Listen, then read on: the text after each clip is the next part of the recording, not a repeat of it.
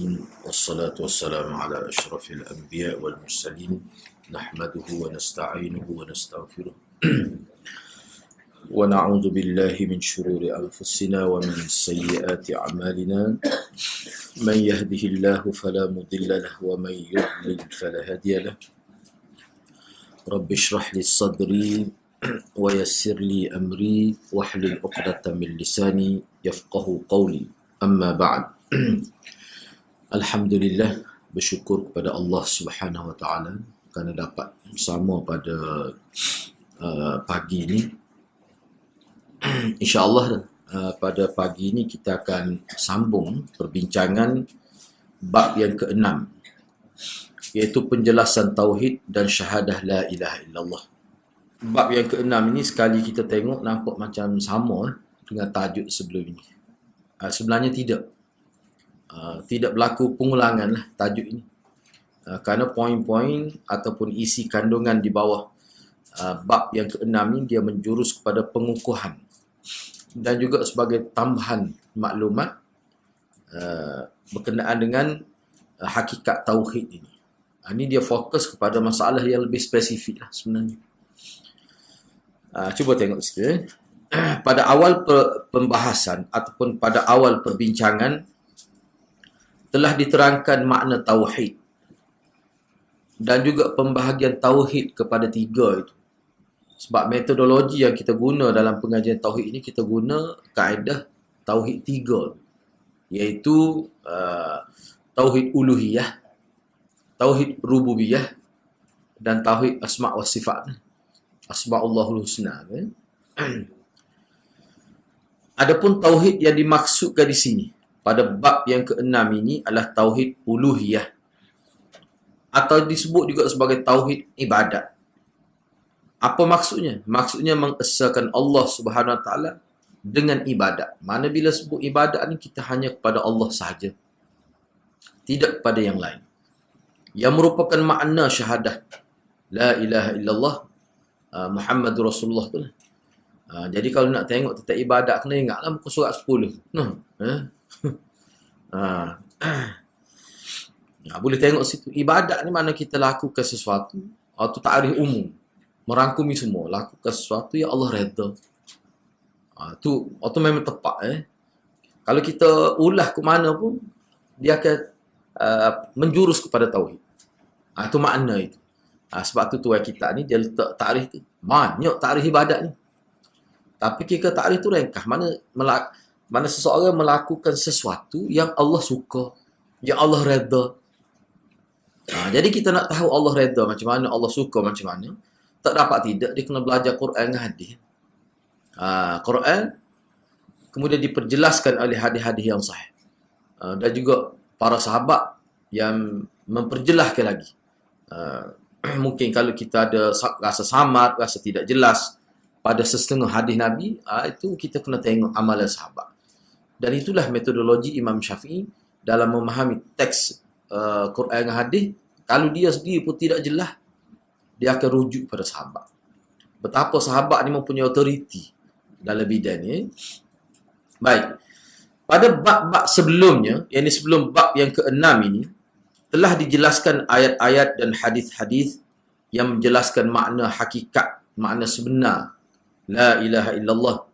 Dan telah dijelaskan pula bahawasanya kandungan makna la ilaha illallah tidak ada yang lain kecuali untuk mentauhidkan Allah dalam ibadat serta mengingkari syirik dan sekutu atau tandingan bagi Allah.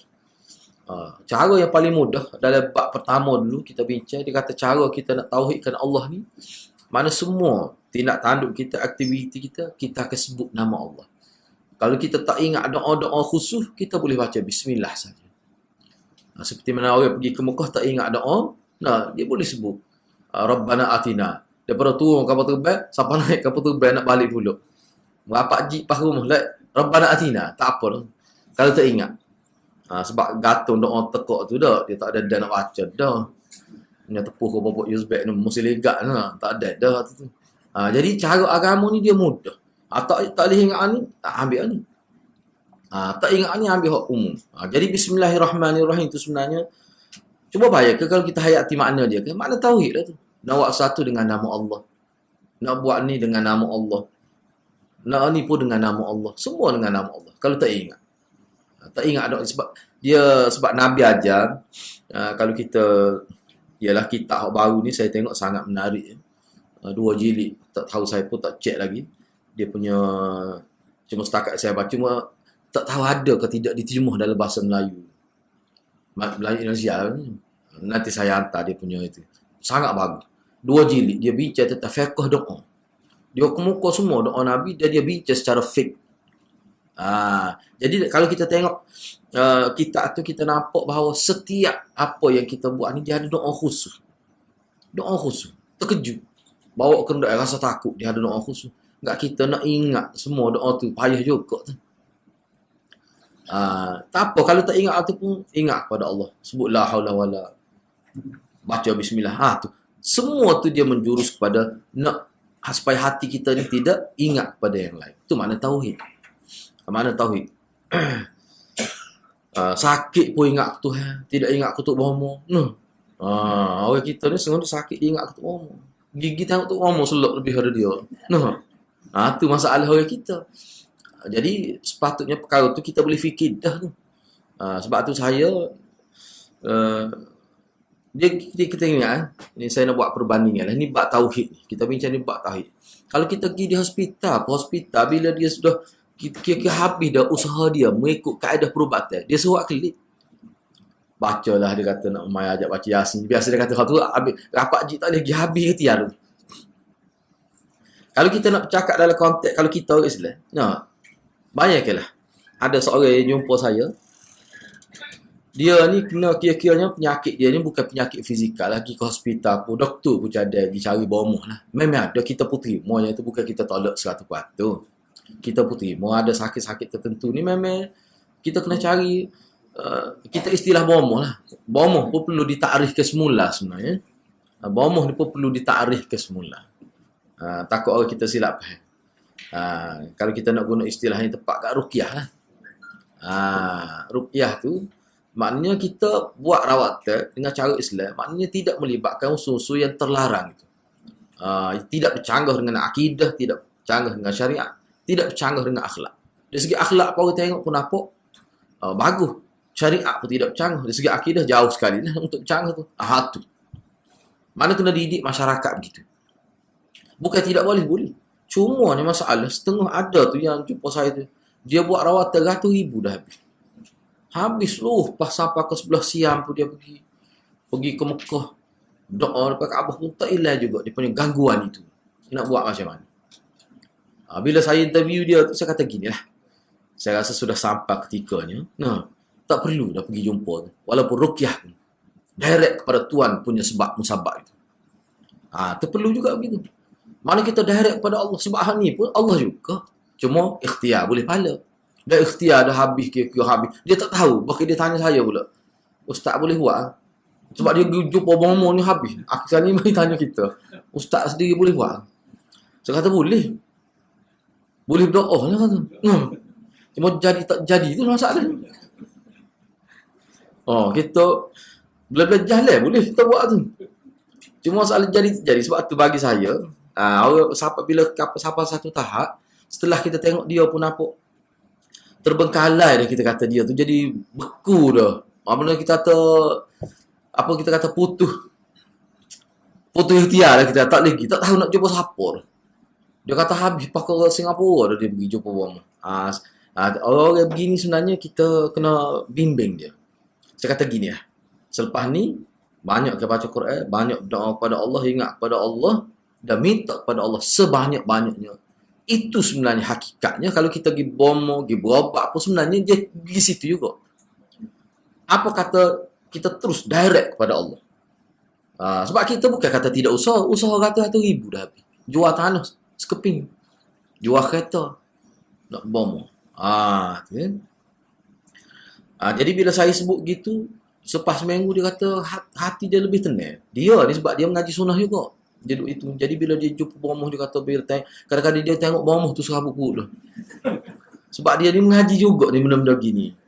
Dia tengok bila bomoh buat sesuatu yang kira-kira pada pandangan dia setakat pengajian dia bercanggah dengan syariat, dia jadi susah hati. Tapi buat juga sebab apa? Kalau tidak buat kan, boleh jadi anak dia ni, anak dia lah kena. Boleh jadi anak dia ni akan rasa macam ayah dia tak ada usaha, tak ada ikhtiar, duduk saja. Nah, itu. Belah tahun. Belah tahun apa? Saya ingat 20 tahun dah kena penyakit. Anak dia tahun 21 lah. Dia kena masa sebelum mula-mula nikah. Tu ya. Okey, jadi kita kena faham lah. Ini makna tauhid. Jadi kita tak boleh lepas daripada Allah SWT. Kalau bahasa Tok Guru Mufti Besar Kelantan almarhum dulu dia kata makna tauhid ni kita tak boleh lepas daripada Tuhan. Itu bahasa mudah. Kita sebagai Islam tak boleh lepas dengan Tuhan. Apa-apa pun dengan Tuhan. Nak minum air, masuk bilik air pun sebut nama Allah. Sebelum masuk tu lah. Nak keluar pun, lepas keluar tu pun sebut nama Allah juga. Ghufranak, ataupun ada bacaan lain yang lebih panjang lagi. Tak lepas dengan Tuhan kita. Itu bahasa mudah, bahasa Kelantan. Baik.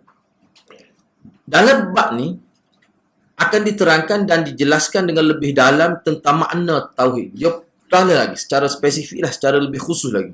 Kerana ayat-ayat yang akan dibawakan pada bab yang ke-6 ini terdapat banyak tambahan keterangan khususnya tentang makna dan kandungan kalimah syahadah tauhid itu.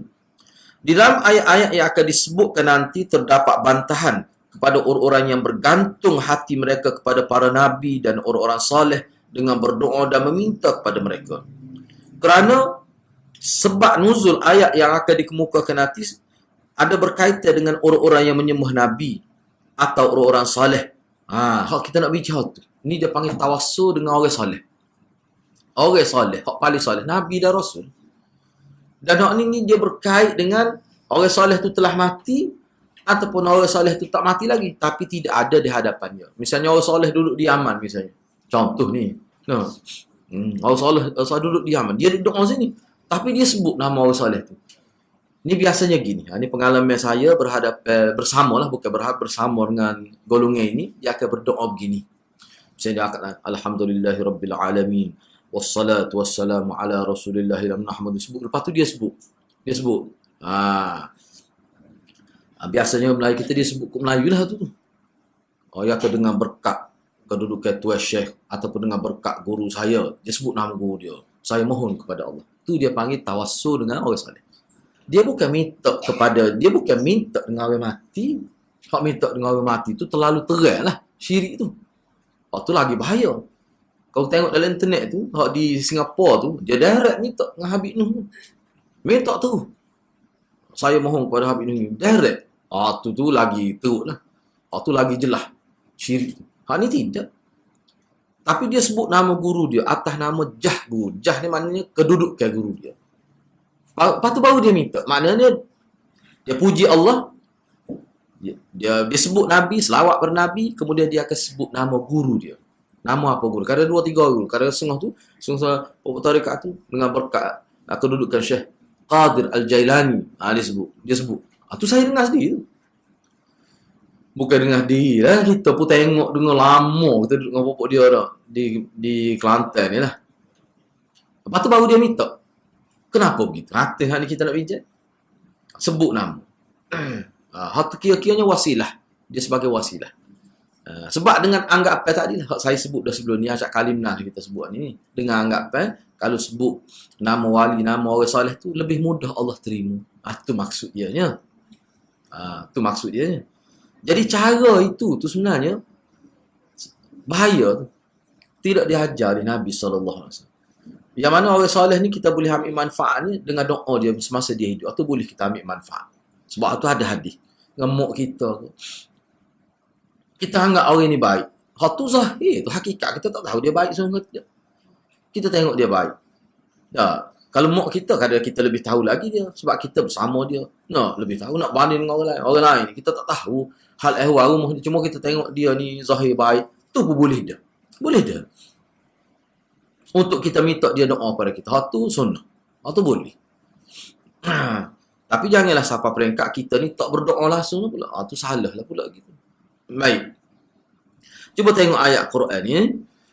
Surah Al-Isra ayat 57. Allah Subhanahu wa taala berfirman, "Ulaika alladhina yad'una yabtaghuna ila rabbihimul wasilah ayyuhum aqrabu wa yarjuna rahmatah wa yakhafuna 'adzabah inna 'adzaba rabbika kana mahdzura." Orang-orang yang mereka seru itu dalam doa-doa mereka ataupun ketika mereka menghadapi kesulitan hidup itu, mereka sendiri, orang itu, orang yang mereka seru itu, mereka sendiri pun mencari jalan kepada Tuhan mereka. Mereka sendiri pun beribadat. Mereka sendiri pun melakukan kebajikan untuk dekat pada Tuhan mereka. Siapakah di antara mereka yang lebih dekat kepada Allah? Mereka juga mengharapkan rahmat Allah dan takut kepada azab Allah. Sesungguhnya azab Tuhanmu itu sesuatu yang wajib ditakuti. Kalau kita perhati sini, yang jelas lah sebelum kita bincang syarah di bawah tu, mana orang yang dia seru ni hak paling kuat mencari wasilah beribadat kepada Allah. Misalnya Nabi. Nabi ni lebih kuat ibadat daripada kita. Dia sendiri pun gitu. Dia setiap detik hidup dia sentiasa berdoa kepada Allah. Jadi kenapa kita sebut nama dia sendiri pun tak boleh nak buat apa? Nabi sendiri pun tak boleh nak buat apa. Sebab tu sejarah hidup Nabi, saya sebut mudah ya, saya sebut di langgar dalam malam Jumaat ni. Tu terang ulama itu sebut. Misalnya Aisyah. Aisyah ni maknanya isteri Rasulullah. Nah, mesti Rasulullah nak anak dengan Aisyah ni. Tidak gitu. Aisyah dia pernah menangis. Sebab apa? Dia tidak ada anak. Adik-beradik dia ada anak. Kakak dia ada anak. Orang lain, kawan-kawan dia ada anak. Dia tak ada anak. Padahal dia berkahwin dengan orang yang paling lebih di muka dunia ni. Iaitu Nabi. Tak boleh anak. Mandu ke Aisyah ni. Dan dia pernah menangis. Sehingga orang tak disebut. Dia ni tidak boleh disebut ummu. Sebab dia tak ada anak. Akhir sekali Nabi kata kepada dia, minta lah anak saudara seorang perak. Kakak dia bagi nama Abdullah. Kan? Itu anak saudara dia. Dia pelihara lah anak saudara. Akhir sekali, barulah dia dipanggil Ummu Abdillah. Ibu kepada Abdullah. Orang Arab ni kita kena tahu. Dia salah satu kebanggaan orang Arab ni bila dia dikunyahkan kepada anak dia. Bila dia ada anak, misalnya anak nama Abdurrahman, orang panggil Abu Abdurrahman. Ayah pada anak. Itu satu kebanggaan. Orang Arab. Kita tidak begitu. Budaya kita lain. Tak ada juga. Kok kadang-kadang kapur-kapur tu. Nak pergi mana? Nak pergi Mak Zainab. Mak Zainab tu je lah. Ummu Zainab. Kita cuma Mak Zainab. Pasal Kelantan dia canggih lagi.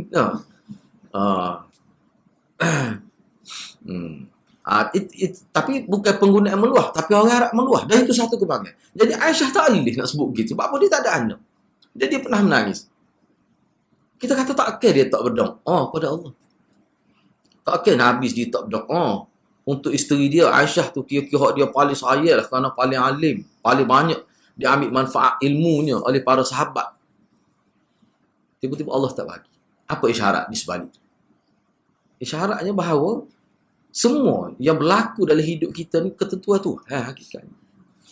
Bila Nabi sendiri pun bila Tuhan tak bagi, tak boleh nak buat apa-apa. Cuma boleh pahala dengan sebab mengharap. Sebab tu dia ada dalam kitab ni, dia ada khusus. Kita umat Islam dia tak boleh lari pada dua perkara. Takut dan mengharap pada Allah. Jadi sebenarnya kitab ni saya pasti tengoklah. Huraya dia banyak dah dia merujuk kepada kaedah pendekatan sufi. Pendekatan tasawuf. Cuma dengan cara pendekatan mengikut perspektif Quran dan hadis. Sebab dalam ni, kita dalam ibadat kepada Allah ni tak boleh lari. Kena takut dan mengharap. Kita akan bincang selepas ni. Dia panggil khauf dan rajak. Hatu tu perbincangan yang sangat sinonim lah dengan tasawuf. Sebab kalau kita bergantung kepada Allah, katakanlah kita tak dapat secara material, tak dapatlah secara, kita akan dapat pahala. Kita dapat kebaikan di hari akhirat. Baik, cuba tengok syarah ni. Abdullah bin Mas'ud radhiyallahu anhu berkata mengenai ayat 757 dalam surah Al-Isra ini. Kata Abdullah, dia kata dahulunya, dia kata dulu dia kata, terdapat sekelompok manusia yang menyembah sekelompok jin. Dia sembah jin. Bagi dia jin ni dewa. Orang kita pun tak mudah juga benda-benda gini. Dululah. Dia buh nama atu-atu tu ikut dia nak buh. Jadi atu pun tak setuju nama tu. Tak okey, setuju nama pelik nak sebut pun malu kat orang. Susun nama atu tu. Hei, tak ada gamuk. Nah, kita nak sebut pun tak gamuk. Nah, kalau sebut malu kat orang, nah, malu kat orang. Yang berhubung nama atu. Tak tahu sebi atu marah mana tu duduk ganggu kursi tu. Tapi orang kita tak erti. Nama tu nama pelik-pelik lah nama. Kita pun tak erti kot. Dah tu nama tu dia mengikut daerah juga kadang-kadang. Hak Gua Musa nama lain. Pelik-pelik. Orang sini tak tahu nama tu Gua Musa. Pelik, memang pelik semua. Tu sebenarnya, ni lah. Jin lah sebenarnya tu. Dia makhluk halus ni. Makhluk halus ni, kata malaikat. Lepas tu iblis, syaitan, jin tu yang bunia-bunia ni tak ada dalam Quran. Dalam hadis. Tak kita tahu mana tu perkara gaib tu. Kalau tidak melalui, kita kata, maklumat daripada Quran dan hadis, tak boleh terima. Tu hakikatnya jin. Jadi bila Abdullah bin Mas'ud dulu ada sekelompok orang sembah jin, masyarakat kita pada laku. Pernah tengok tu? Masa dia kena buat sebulan sekali. Saya tengok sendiri. Saya puasa mujur lah juga kita ni pernah juga terlibat tu nak tahu. Bukan doa mahal dia tu, nak tahu. Dia kata ni, cara tu dia sebab dia kena jamu, istilah jamu tu. Oh, parut. Dia buat nasi lembek dia tu, dia jamu. Dia makan tu pelik. Kau celah kaki. Saya tengok. Saya kata ni buat sakit-sakit penggal lagu ni. Kok ni ada cara nak suat dia mahal aku celah kaki. Dia kata tak boleh. Dia kata kalau tengok gini, dia tak nampak. Dia tengok celah kaki. Kenapa kita kelih celah kaki dia? Tak nampak. Kita nak sokong habis ni. Nah. Oh, so belok pinggan-pinggan. Allah aku celah kaki. Betul. Orang tua mak saya sebut kata, ni perempuan dia jamu aku celah kaki. Kita ingat kau lagu mana? Memang sungguh. Saya tengok sendiri tu. Padahal ada jamu gitu. Ada. Apa yang pilih hok payah gitu? Ada tu Nak mati pun payah dia ni. Siapa nak mati tu panggil anak dia. Nak suruh anak dia jaga pula ni. Saya kata jangan. Ni beban dunia akhirat. Ni beban dunia akhirat. Lepas tu nak mati payah, ikut dia tu. Tu hari dia, bukan hari dia. Saya pesankan dulu. Kan saya kata cari bomoh lah kita terbiasa salah. Kita tak tahu. Lepas tu mati gitu dia. Mati juga. Maksud ayatnya mati juga ni. Tapi tak gitulah. Jela-jela lidah kita tengok pun takut. Dahsyat. Bapa tu hati. Dalam hadis ada sebut tu. Dia keganggu kita. Dalam hadis ada sebut. Bukan tak ada. Mana panduan daripada Nabi ni lengkap lah. Sebab zaman Nabi pun tak mudah juga orang zaman jahiliah tu. Hidup dengan makhluk halus. Puja makhluk halus. Dia lebih teruk lagi. Dengan syirik ni. Orang Melayu kita, orang tua kita dulu. Oh macam-macam ada. Kalau hak perempuan kan, dia pun nak suruh nampak. Menarik pada pandangan suami dia. Pada hak tu, lagi spa pada dah tu. No. Tak wahai jumpa tu bomo. Saya jumpa lagi. Yang lepas pun kita jumpa. Anak dia terima. Dia kena pakai bedak sejuk sekali sebulan. Anak bukan nak tidur, kena sikit tak apa dah. Kata sakit tayar lagi ni. Bos tak apa. Tak comel ke bos bedak sejuk nak tidur ni. Puatu Jepun lah betul tak? Tapi tak boleh. Sikit tak apa dah. Lepas tu lah ke mana untuk lelaki dia kelih gitu tak? Tahu. Kau tak awak tahu lihat tu. Dia jadi macam, adalah gangguan. Ada gangguan juga. Pernah. Saya tidak tengok semua ada guru dia cerita. Start bila dia tawak ke pernah sekali you jadi kerah tak boleh. Jam je dia. Yang ganggu kau maksud. Kata enggak kebaikan ke gitu tu. Sebab tu bila Islam lari ni dia ada benda tak boleh. Kena jaga. Sebab tu orang yang betul-betul gapo-gapo semua dengan Tuhan lah kedok. Dia tidak jadi gitu, dia tidak jadi kerah gitu. Ya. Kita kena ingat. Sebab kita dengan Allah. Dia kalau tidak comel tu sudah dia tak comel kok mana. Kalau comel lah. Dan bukan kerana tu pun kita masuk neraka. Dan bukan kerana tu pun kita masuk surga. Bukan gitu. Memang ulama sebut dalam kitab. Seseorang tu kalau Allah kurniakan suara yang merdu, dia tidak boleh pahala dengan suara tu. Kecuali dia guna suara tu untuk kebaikan. Seseorang tu katalah dia dikurniakan cantik dengan putih. Dia tak boleh pahala kerana tu. Kecuali dia guna karakter dan perwatakan dia tu untuk agama, untuk dakwah. Sebab keadaan manusia yang menarik rupa parah dia ni sebenarnya satu elemen juga untuk dakwah. Boleh dijadikan sebagai satu, kita kata, backup lah untuk dakwah tu. Boleh. Itu baru boleh pahala. Kalau tidak, tak boleh pahala. Tu. Sebab tu sahabat-sahabat Nabi bila ya Nabi jamin masuk surga tu, bila Nabi sebut dalam hadis, wuduhnya bila. Nabi sebut. Tapi kenapa dia sebelum dia mati lagi Nabi sebut dia ahli syurga? Karena takwa. Nabi kata rambut khotok pun sabit. Bibir tebal Nabi kata. Tak comel lah. Orang Habasyah, orang negeri kan. Tapi masuk surga sebelum mati lagi. Dia sebut. Kita kalau 4 kali mati tak tahu lagi masuk surga ke dak. Nah. Dia tetap mati lagi Nabi sebut dah. Padahal rupa dah. Oh tak tengok lagi tubuh dia rosak. Bahaya ke tak silap Sayyidina Umar pernah dia tengok tubuh bila dia pun mengalirkan air mata. Rosak habis ni. Kesal kena dia letak tengah panah ke dia sesa. Oleh Umayyah tu. Masa di Mekah tu dalam panah belakang ni dipasir letak batu pula. Dia jadi macam separuh masuk ni daging dia. Rosak. Huduh lah jadi tengok tubuh dia tu sedih kerana agama. Tu ya. Jadi orang-orang yang saya sebut sahabat ni tak bergantung.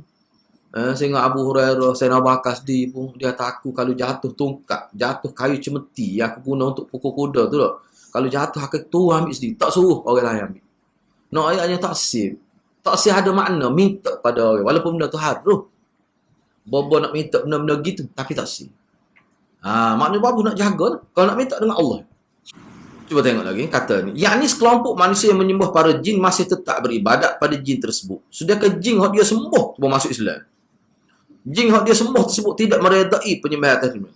Kerana jin itu sendiri sudah masuk Islam dan mereka mencari jalan untuk mendekatkan diri kepada Allah, kepada Tuhan mereka dengan ibadat-ibadat. Dia ada kan dia panggil hadis jin tu. Ingat? Belajar dah kan Bukhari ni. Hadis jin. Pihak jin mari jumpa Nabi ngaji. Lepas tu dia bawa Nabi masuk jumpa bapa dia. Dia bawa Nabi pergi ke di kalangan masyarakat jin. Nabi mengajar. Ada ke dalam hadis? Ada. Makna dia jin ni termasuk dalam makhluk mukallaf seperti kita juga. Cuma syariat dia tu tak sama lah. Tapi dia tu makhluk mukallaf juga. Terdedah pada hukum dosa pahala. Dan dia azab oleh Allah kalau dia buat maksiat.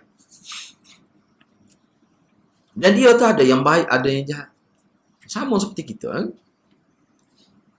Bahkan diriwayatkan daripada Abdullah bin Abbas bahawa beliau berkata mengenai ayat 57 surah Al-Isra ini. Dahulu kata Ibnu Abbas, orang-orang musyrikin mengatakan, kami sembah malaikat. Ibadat tu mudah saya dimang, kami sembah malaikat. Apa-apa minta pada malaikat. Kepada Nabi Isa Al-Masih dan kepada Uzair yang dianggap sebagai Ibnullah itu, anak lelaki Allah.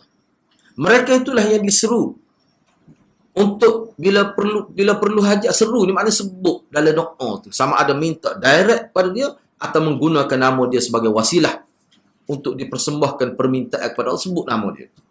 Sebab itulah bagi saya, kalau kita baca kitab Risalatul Tauhid lah Syekh Ismail Syahid tu, cucu Syah Waliullah Ad-Dihlawi tu, dia bincang perkara ni. Mana tasmiyah dalam ibadat, tasmiyah dalam doa, tasmiyah bak nama, dia bagi 5. Syirik fit tasmiyah. Syirik dalam bak ibadat, syirik dalam bak, dia bagi banyak pula. Syirik dalam bak doa. Jadi orang-orang yang menyebut nama-nama wali, nama-nama orang soleh yang diiringi selepas sebut nama Rasul itu, sebenarnya dia menganggap kalau tidak sebut tu payah Tuhan nak terima. Makna kalau sebut tu kira-kira Tuhan terima lah. Tu maknanya seolah dia menganggap Tuhan ni ada sifat seperti manusia, terpengaruh dengan orang yang baik, terpengaruh dengan orang yang ada kedudukan. Seperti kita lah, kita kata tak. Bila pemimpin mari kan, kita layan dia lain. Sebab apa? Sebab dia pemimpin. Kadang-kadang kalau dia minta sesuatu kita bagi. Setengah-setengah orang minta kita bagi, setengah-setengah orang kita bagi. Apa sebab? Dalam hidup manusia berlaku gitu. Orang ni minta kita tak bagi. Tapi orang ni minta kita bagi. Sebab kedudukan seseorang itu dia mempengaruhi kita. Kalau mak kita minta, kita beri, semua kita beri. Dia minta apa kita beri. Tapi orang lain kita fikir, apa? Sebab mak kita anggap orang yang paling kita hormati. Maknanya pengaruh tu ada dari diri kita. Allah ni gitu kah? Kalau gitu maknanya sudah ada syirik, sudah ada penyamaan dengan makhluk tu. Itu mengikut syahwat dia. Sebab tu dia kata tak boleh. Sebab itulah, cuba bayangkan. Kita fikir, ni secara akliyah lah. Secara logikal lah. Nabi doa pun Tuhan tak ui semuanya. Nabi doa kira dekat nak mati ketika tarara, ketika Abu Talib berada di nafas akhir. Nabi doa tepi dia. Abu Lahab duduk tepi. Nah, apa ni Abu Lahab lah. Nah, duduk tepi dia. Mengepok darah dengan adik-beradik tu. Nabi doa, "Qul la ilaha ya ammi, qul la ilaha illallah. Wa hajju laka indallah." Nabi kata, "Wahai pak cik, ya ammi tu wahai pak cik. Pak cik sebut sekali ya la ilaha illallah. Sekali. Saya akan bela pak cik di hadapan Allah." Abu Lahab kata tepi, jangan dia. Jangan. Takkan nak tinggal ajaran nenek moyang kita. Dia guna modal nenek moyang. Kita lah ni. Tutup guru kita dua tu. Ni amal orang tua kita. Takkan dia mutu jahil, tak erti. Dia lah tu. Saya tidak kata supaya Abu Lahab. Nah, tapi kan lebih kurang. Gitulah lebih kurang. Jadi kita ni biar jelas dalil tu. Akhir sekali Nabi doa mati dah kat kafir juga Abu Talib. Hal tu ajalah. Mati kat kafir. Bapa tu tak terima. Tuan ayatnya aku ni kalau aku nak uyi aku tak kira siapa. Aku tak sibuk, aku tak uyi. Orang kapun doa aku uyi lah aku nak uyi. Nabi doa aku tak uyi. Nabi Ibrahim cuba tengok keluarga dia macam mana. Nabi Nuh lagi tu. Allah nak uji. Uji masalah hidayah ni, masalah Allah Subhanahu Wa Taala. Kita hanya berdoa, berikhtiar, serah pada Allah Subhanahu Wa Taala. Sebenarnya daripada situ kalau kita fikir tak patut kita mengharapkan lebih orang lain. Kalau kita tak pengharapan apa dengan kadar yang dibenarkan dalam syariat, tak boleh lebih daripada itu. Dan kita kena tahu pula dia punya, kita kata seseorang ni bidang kuasa dia setakat mana. Nabi ni dah, walaupun manusia paling hebat daripada nabi-nabi tu, dia paling hebat. Tapi bidang kuasa dia pun terhad. Bak hidayah tak boleh. Bak nak menentukan nasib seorang tu mutlak Allah SWT. Mutlak. Okay. Sebab tu Nabi ni sebut sebagai mubashir. Munzir. Memberi peringatan, memberi berita gembira, memberi peringatan dan membimbing manusia. Sebagai mursyid lah kita kata. Tu ya kerja dia. Tak lebih pada tu. Kalau tidak, habislah keluarga dia masuk Islam. Tak, bakal perang lawan Nabi. Keluarga dia sendiri. Bani Hashim sendiri. Perang lawan Nabi. Jangan kita ingat, dalam sejarah hidup manusia ni, tidak ada berlaku kes syirik berkait dengan orang salih. Hak paling tingginya kepada itulah Isa. Nabi Isa alaihissalam. Tu Nabi. Nabi betul benar kita kata. Nyangat anak Tuhan boleh. Jelas tu dia tu sebagai Nabi. Kalau kita baca dalam kitab, dalam hadis kita, bila dia lahir, dia sebut selalu dia ni utusan Tuhan. Kecil lagi. Mana dia menjadi saksi mak dia ni bukan berzina, dan dia ni utusan Tuhan. Dia sebut daripada kecil lagi. Lahir tu boleh bercakap lalu. Tapi tidaklah baca suratul Kahfi seperti Imam Syiah ni. Imam Syiah baca suratul Kahfi, lahir tu, lahir tu. Dia Imam Syiah ni lahir pelik sikit. Dia tubik kupoh dalam kitab dia. Dia kalau nak menipu biasa pasti tu. Kau nipu sikit-sikit pun berdosa juga. Dia kalau nak menipu belajar dengan Syiah. Dia nipu ni parut. Tubik kupoh. Sebab apa? Dalam syarah kitab dia tak keluar melalui rahim ibu sebab itu saluran tu kotor. Sebab tempat keluar kita kata najis. Tu dalam kepala dia. Nak ayatnya mulianya imam dia. Siapa banyak tubik kupoh. Kita pun tak boleh nak faham pakar ini. Tubik kupoh lagu mana, siapa dia, tuk beda mana, sambut dia tu. Kita pun tak nak faham. Dia dah tubik kupoh, bila tubik tu, dia tubik gini, dia tubik dada ni, dia mengadap ke lantas. Sebab dia tubik tangan dulu. Buk tu, tokak gitu. Puk lenggok ke langit. Baca suratul Kahfi. Habis. Kita kata, apa tidak baca Yasin? Dah lah Nabi sebut, dah dia sebut Kahfi. Kahfi lah kita sebutnya. Ayatnya hebat. Pok dia tak percaya. Saya sebut pok dia tak percaya. Kata Mung tak percaya. Mung tak baca kitab dia. Bacalah kitab Mung tu. Begitulah. Sekarang ni pok dia aktif sekarang ni. Aktif. Kena ingat. Sekarang ni dia melalui perkahwin dia. Kemarin pun saya kaunseling. Biar sebut secara umum lah. Mari pun pergi counselling. Dia ni daripada Tehran. Dia duduk sini 8 tahun lebih. Boleh PhD di universiti tempat kita. Dia nak berkahwin dengan seorang perempuan, orang Melayu kita lah, orang Kelantan. Dia mari nak minta restu mak dia, kira-kira begitu. Jadi bila keluarga dia ada beberapa keluarga dia ikuti kuliah kita juga. Dia punya Tehran tu terletak Syiah lalu. Kita pergi, 8 soalan kita tanya. 8 soalan. Dia Arab tak boleh, muka dia Parsi. Dia boleh bahasa Inggeris. Tanya 8 soalan tu, kita kata, bagi saya lah kalau memang Syiah. Cara dia jawab. Kita tidak berdebat, cuma tanya soalan. Apa pandangan awak tentang Khomeini? Sebab sahabat saya kata Khomeini ni orang yang paling sederhana dalam Syiah. Kita tanya gitu. Dia kata memang betul. Memang Khomeini wakaf dia sebut. Tu dalam kitab Khomeini sebut sahabat tu ini. Dia tu hak kitab lain, hak dia bercakap lain. Hak kitab tu Khomeini sendiri pun tolak kitab dia. Dia ingat kita ni budak je satu hak duduk kelas tepi kolah sekali tu dah. Dia nak tu takiyah dia lah. Cara dia nak bertakiyah. Banyaklah sebut. Muawiyah ni bayar kepada Hasan berbilion ringgit. Berbilion. Nilai duit pada waktu tu. Supaya serah jawatan kepada dia. Dia sebut. Lepas tu dia puji lah. Dia puji Sayyidina Bakar. Tu cara dia. Tu bahaya kan. Tapi orang kita ni gitulah. Kadang-kadang sebab dia comel lah. Mana dengan kita ni kalau tanding tak tak? Kali kita tak boleh nombor. Nak naik setih orang tak boleh petang lagi ni. Dia ni comel. Tu hetak dia gitu. Tu awak gitu. Ujian lah. Hak perempuan pun comel. Lelaki pun comel. Jadi bila orang perempuan kita tengok. Sepuluh lelaki kita tengok. Sebenarnya dalam kitab pun sebut. Parsi ni comel. Mula-mula sekali Lubnan. Parsi. Orang Melayu tak ada nombor. Dalam kitab tu. Awak pun ujian tu kan. Enggak dia ni kan. Dia lah baru takiyah. Bahaya. Banyaklah saya tanya dia gini. Kita nak tahu. Kita nak uji dia lah. Dia kata dalam kitab Khomeini tak ada pun mencaci sahabat. Tengok.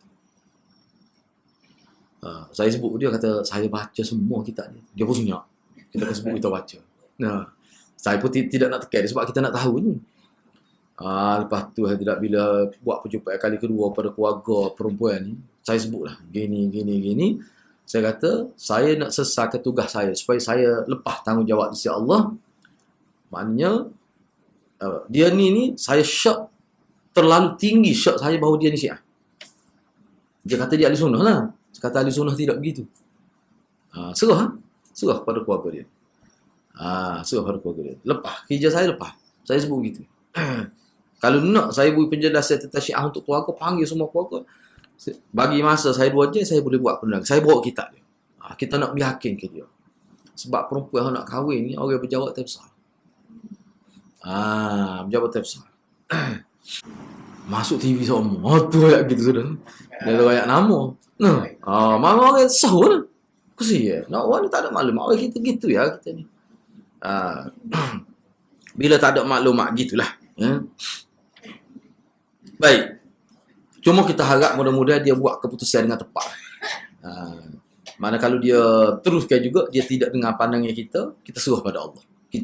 Saya pun tidak kata Syiah. Dia tu cuma bila habis kita balik tu, sejam 40 minit kita cakap dengan dia tu, kita macam ada keputusan dia teruk daripada dia kita tengoklah.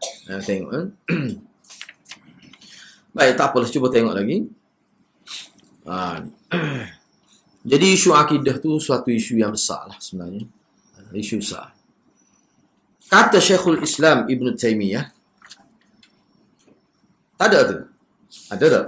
Ada. Sebab mungkin setengah-setengah tu tak ada tu fakta. Sebab ni kitab paling terkini lah. Dia ada tambahan. Okay. Syekhul Islam Ibn Taymiyah rahimahullah, dia sebut, dia kata pendapat-pendapat ini semuanya benar. Kata-kata Ibnu Mas'ud, kata-kata Ibnu Abbas dalam menghuraikan ayat 57 surah Isra ni semuanya benar. Kata Ibnu Taymiyah. Kerana ayat ini sentuhan dianya mencakupi segala yang disembah oleh manusia.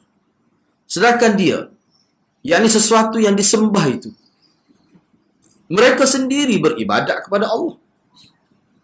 Baik dari kalangan malaikat, jin ataupun manusia. Sebab itulah kalau kita belajar dalam kitab Syafi'i, kalau kitab mana pun dia akan sebut. Oh, ciri-ciri orang alim yang dikatakan waliullah ni, dia tidak biarkan orang jadi sesat kerana dia. Misalnya,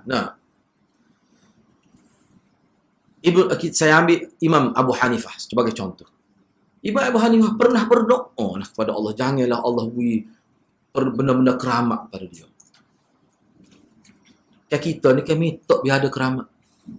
Siapa beramal pula baca ayat kursi siapa 500 semalam. Nak biar apa ada benda pelik. Hak tak ada pada orang lain. Keramat lah kononnya. Sedangkan keramat-keramat ni bukan yang diusahakan Allah hadiah pada seorang.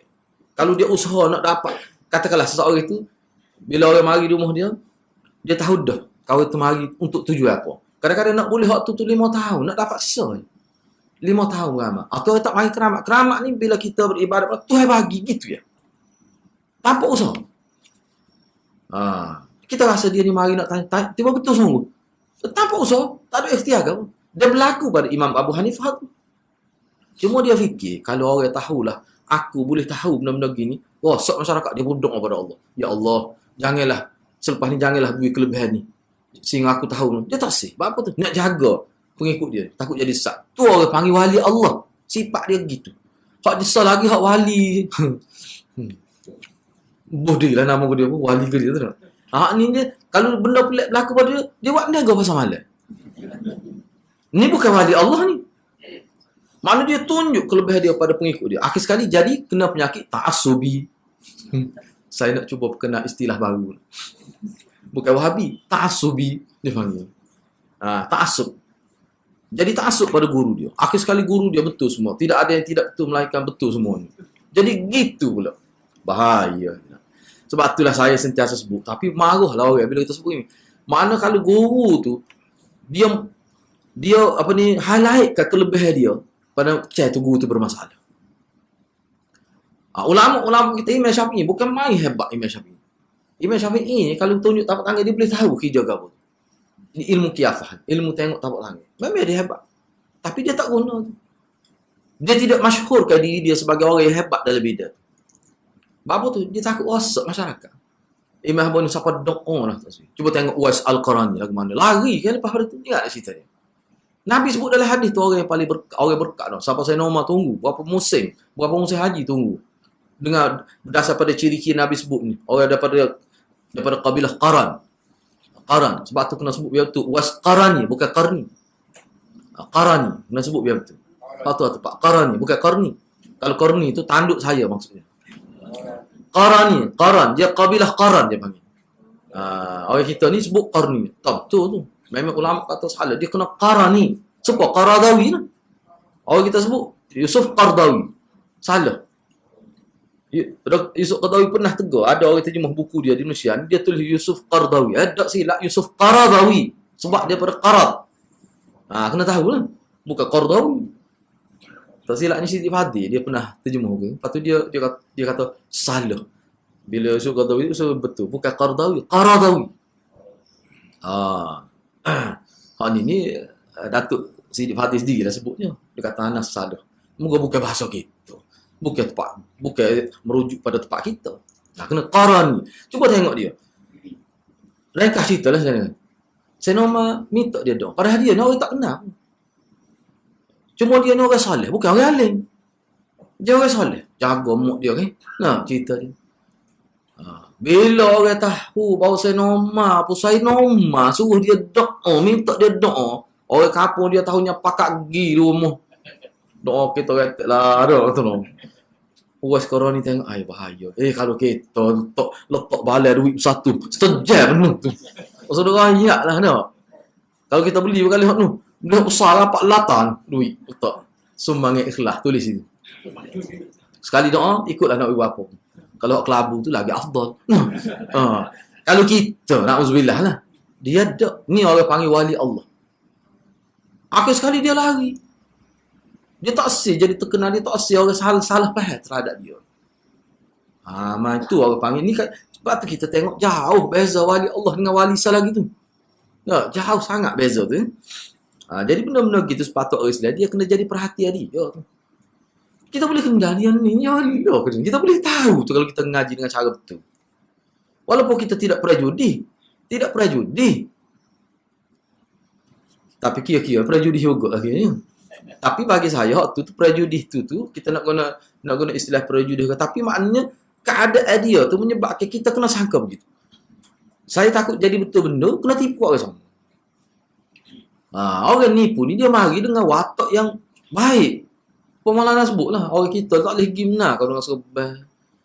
Dengan mata buka jari-jari. Janggut sampai celah kekeng, malah sebut lah. Alah, kita tak boleh tu. Enggak kita ni janggut apa orang ada. Orang kita tak lagi. Dia letih lah, tengok tu letih lah. Tu ya orang mudah tipu tu. Cuba kita ni pegang tu. Awak serban Habib pun saya nak tengok awak beramal supaya Nabi. Baru saya nak ikut. Cuba bagi kita nak tahu. Mana kalau awak beramal tidak seperti yang Nabi ajar, awak 4 kali Habib pun saya tak percaya. Seraya. Baru dia pergi. Kita ni umat Islam dia kena cerita. Baik. Pembicaraan adalah ayat ni mengarah kepada setiap orang yang beribadat kepada sembahan selain Allah Subhanahu Wa Taala. Ayat ni sebenarnya, ayat 57 ni sebenarnya perbincangan dia fokus dia kepada apa? Fokus dia kepada orang sembah selain Allah. Selain Allah tu siapa? Tak kira lah. Nabi ke? Wali ke? Tak kira. Malaikat ke?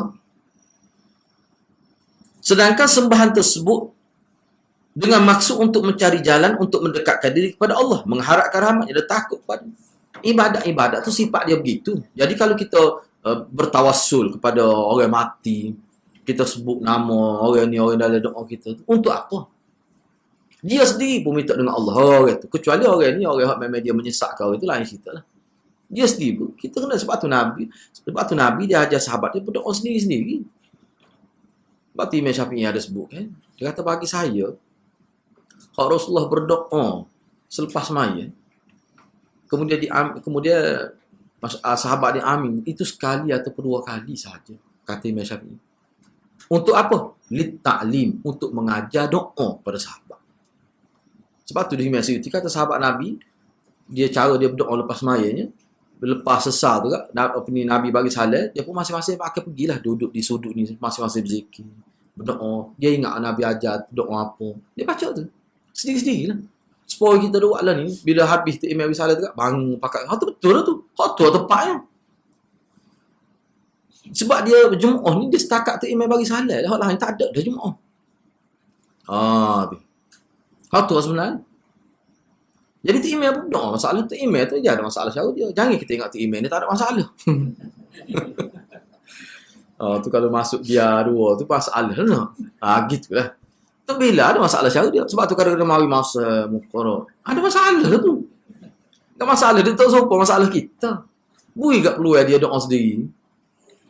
Jadi akhir sekali orang kita tak erti doa. Padahal dia masalah, semua ada masalah. Apa tu? Sebab tidak dilatih gitu. Allah akan tanya tu email ustaz-ustaz apa pun tidak ajar molek masyarakat ni cara berdoa. Awak masalah apa? Awak dah masalah awak. Tu email anak 12. Dia tak kena doa dah minta anak amat. Sebab tu pun sakit kepala dia. Dia doa suruh anak jadi soleh. Enggak kita tak ada anak. Sebab tu dia ada berlaku. Ni pengalaman saya lah, walaupun saya jadi email 3 tahun ya. Ustaz dia kata, tolong doa lah saya. Tak ada anak ni, kita ada anak ni. Saya kata, hamba 7 anak ni. Untuk anak lah, untuk anak dia kata. Anak dia panggil untuk anak. Kita kata insyaAllah. Tapi entah kena doa sendiri. Anak ni dia tolong ni. Entah sendiri kena doa. Sebab anak 7 dah anak ni. Ya orang kita berat suruh. Apa sebab tidak hati. Tapi anak-anak buat gitu, anak sebut. Bahkan kalau dia suruh kalau rumah dia panggil makan, kita kata makan saja, kita tanya gitu, makan saja. Tak ada apa, tak ada, baru kita pergi. Kalau dia kata ada nak baca doa ke apa, kita tak pergi lagi. Kita nak ajar gitu masyarakat. Jangan dia bergantung dengan kita. Kita kena didik masyarakat, jangan dia bergantung dengan kita, gantung. Kalau dia cabut tayar kereta, tak apa tolong tu. Tu tak apa. Memang ada pun. Ni dia perempuan ni. Tua dah lah dia ni. Kesian dia. Tu tak apa kita tolong. Kita nak cabut pun tak biasa perhujat. Kalau dia agak-agak lagu mana. Oh tak apa, boleh pahala tu. Nak tu tolong buh tayar kereta. Oh tu tak apa tu. Ni doa ni untuk kebaikan di masa hadapan. Untuk kebaikan mana hak tu Tuhan yang boleh buat. Kena minta dengan Tuhan. Minta dengan Allah. Masalah daripada tak ada anak boleh anak. Bukan kerja manusia tu. Doktor tak boleh nak buat apa tu. Doktor ayat ni anak jatuh ni. Tubik tena. Dua pula tu.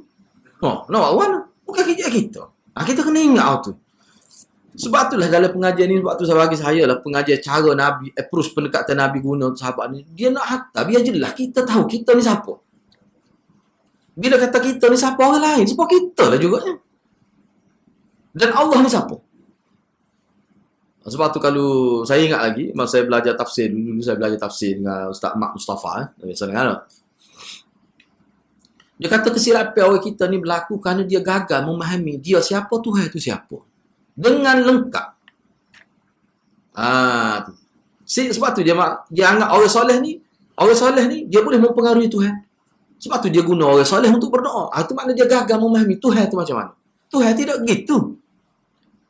Kalau kira Nabi paling berpengaruhnya dalam seluruh manusia ni. Kan dalam Quran sebut, dalam hadis pun sebut kan. Nabi ni dipilih, Mustafa. Di kalangan manusia terbaik ni, Nabi lah terbaiknya. Di kalangan Nabi yang terbaik tu, Nabi Muhammad. Tapi tu pun Tuhan tidak terima semua amal doa dia.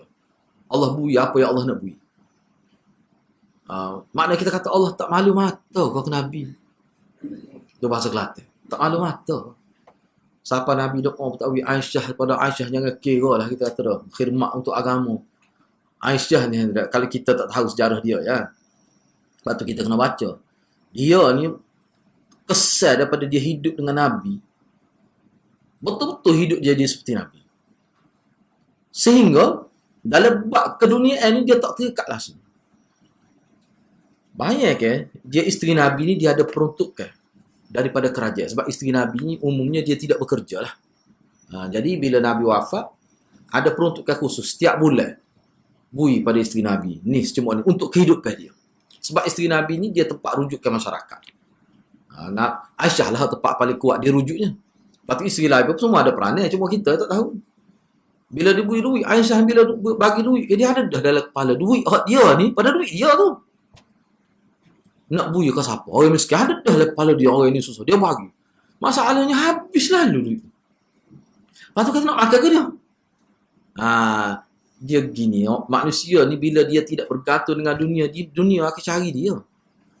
Jadi sahabat ni tahu Aisyah ni memang, sebab tu sahabat dia bagi. Kalau dia masuk kat bagi pada Aisyah, dia tahu Aisyah ni, dia tak ada simpan duit. Tu jiwa dia. Ni antara adegan yang tidak boleh ditiru ni. Kalau tak siapa tahap, jangan tiru ni. Lama tiru, lama lepas ni klik pergi habis. Pergi cocok duit, pergi dekor. Tak ada duit si habuk. Ni nak hidup cara Aisyah. Klik neng. No. Jangan tiru, tak boleh tiru-tiru bang. Dia kena siapa tahap, siapa dengan sendiri hasil daripada pengorbanan hidup tu. Orang siapa tahap tu, dia bergantung dengan Tuhan. Tak apa ni kita ni tak siapa tahap tu nak tiru-tiru tak boleh gitu. Klik tu balas dengan bini pula. Pilih tak ada. Kau sedekah ni habis di sini. Ustaz Syarah Faruk ni kena tu dah. Nak buat semua Aisyah. Aisyah ni tahap lain sebab tu Nabi tak beri. Nabi tak beri. Ada sahabat Nabi nak sedekah harta dia semua. Sebab dia tengok saya nak bakar sedekah semua harta dia. Nabi tak beri. Nabi kata tak boleh. Mu kena simpan juga untuk keluarga. Dia tahu bakar boleh. Bakar tak apa. Nabi kata gitu. Guana gitu.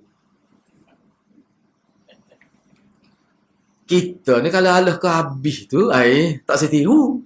Nah. Ni dah. Dia gairah dia tu nak untuk kebaikan. Tapi Nabi tak benar. Makna Nabi faham manusia ni dia ada peringkat dia. Jadi kita nak sampai peringkat tu, kena tengok saya nak bakar. Aisyah radhiyallahu nak boleh sampai tahap tu bagaimana kehidupan dia tu. Dia bina kehidupan bersama Nabi.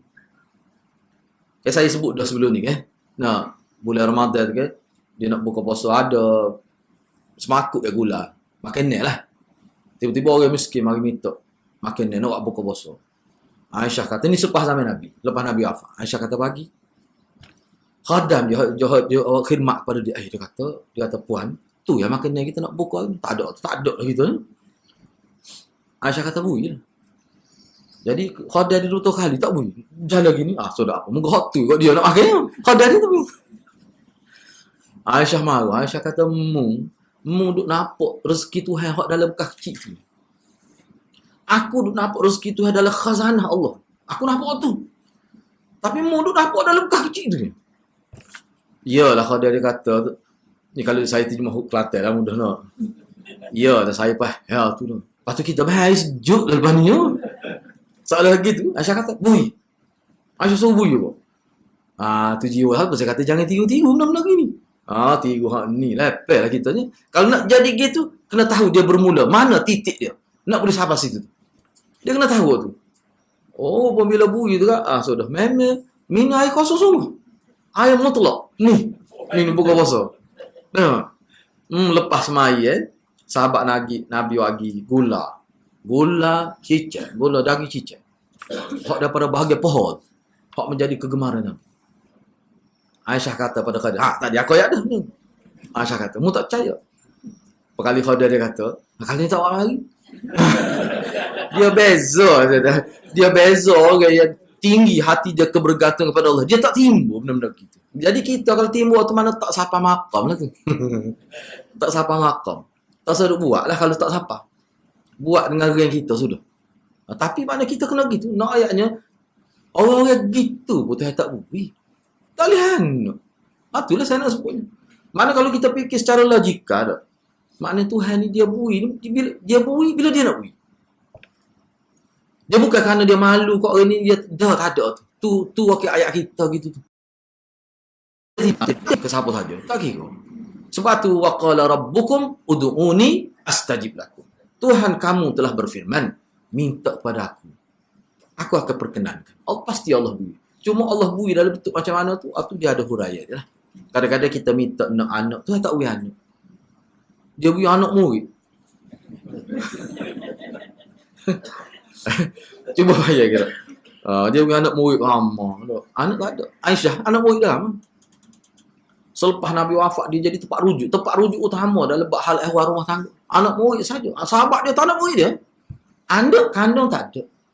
Kadang-kadang kita ni jadi, kadang-kadang kita hidup kita baik dengan sebab ada anak murid. Kadang-kadang ada anak pun, kadang-kadang Tuhan uji dengan tak pakai anak. Kadang-kadang Tuhan uji kita. Nampak macam mana?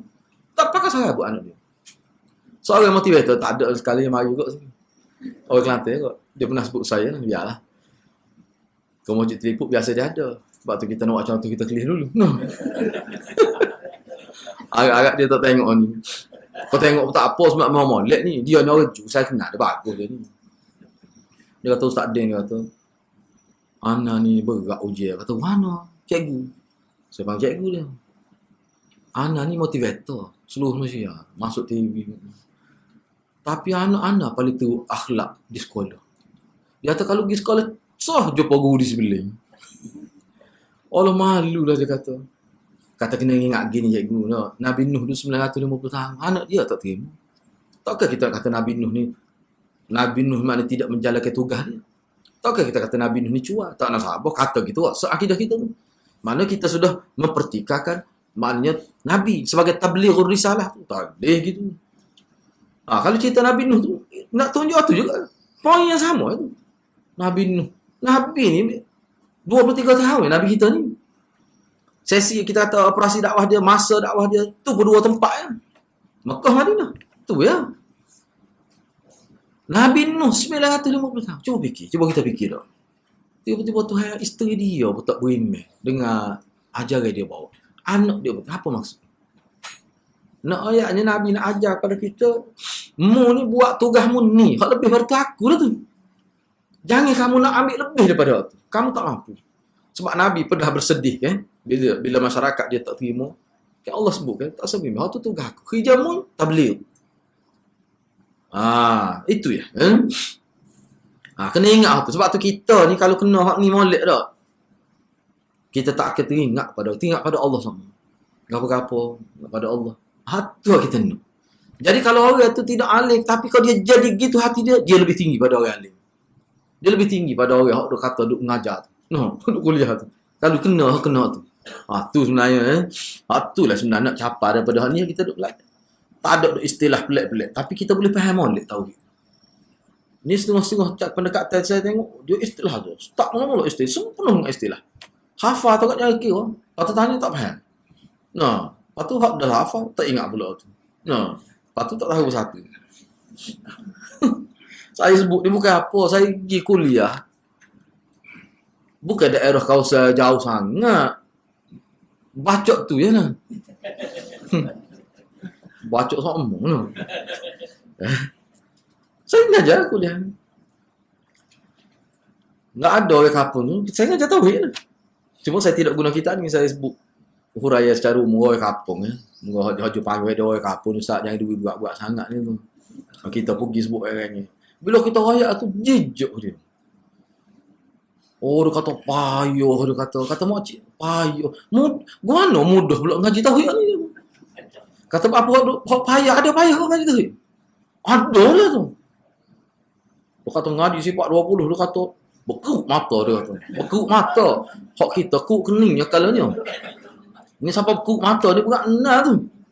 Dia kata nak hafal tu, tanjiz hadis kau tu banyak kau dia tu. Hak saya nak sokornya.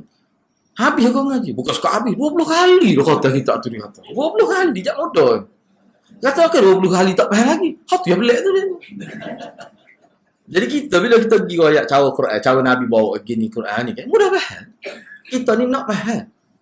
Sebab Nabi tidak guna banyak istilah, tak ada istilah Nabi. Biasa gitu. Tengok tak ada gapo pun tauhid kat tauhid tidak istilah dah jadi bahasa kita dah tu. Benar-benar gitu, nak boleh faham. Siapa kita jadi taksir pada syirik, taksir pada benda ada harap pada makhluk, jadi taksir. Tu faham lah tu.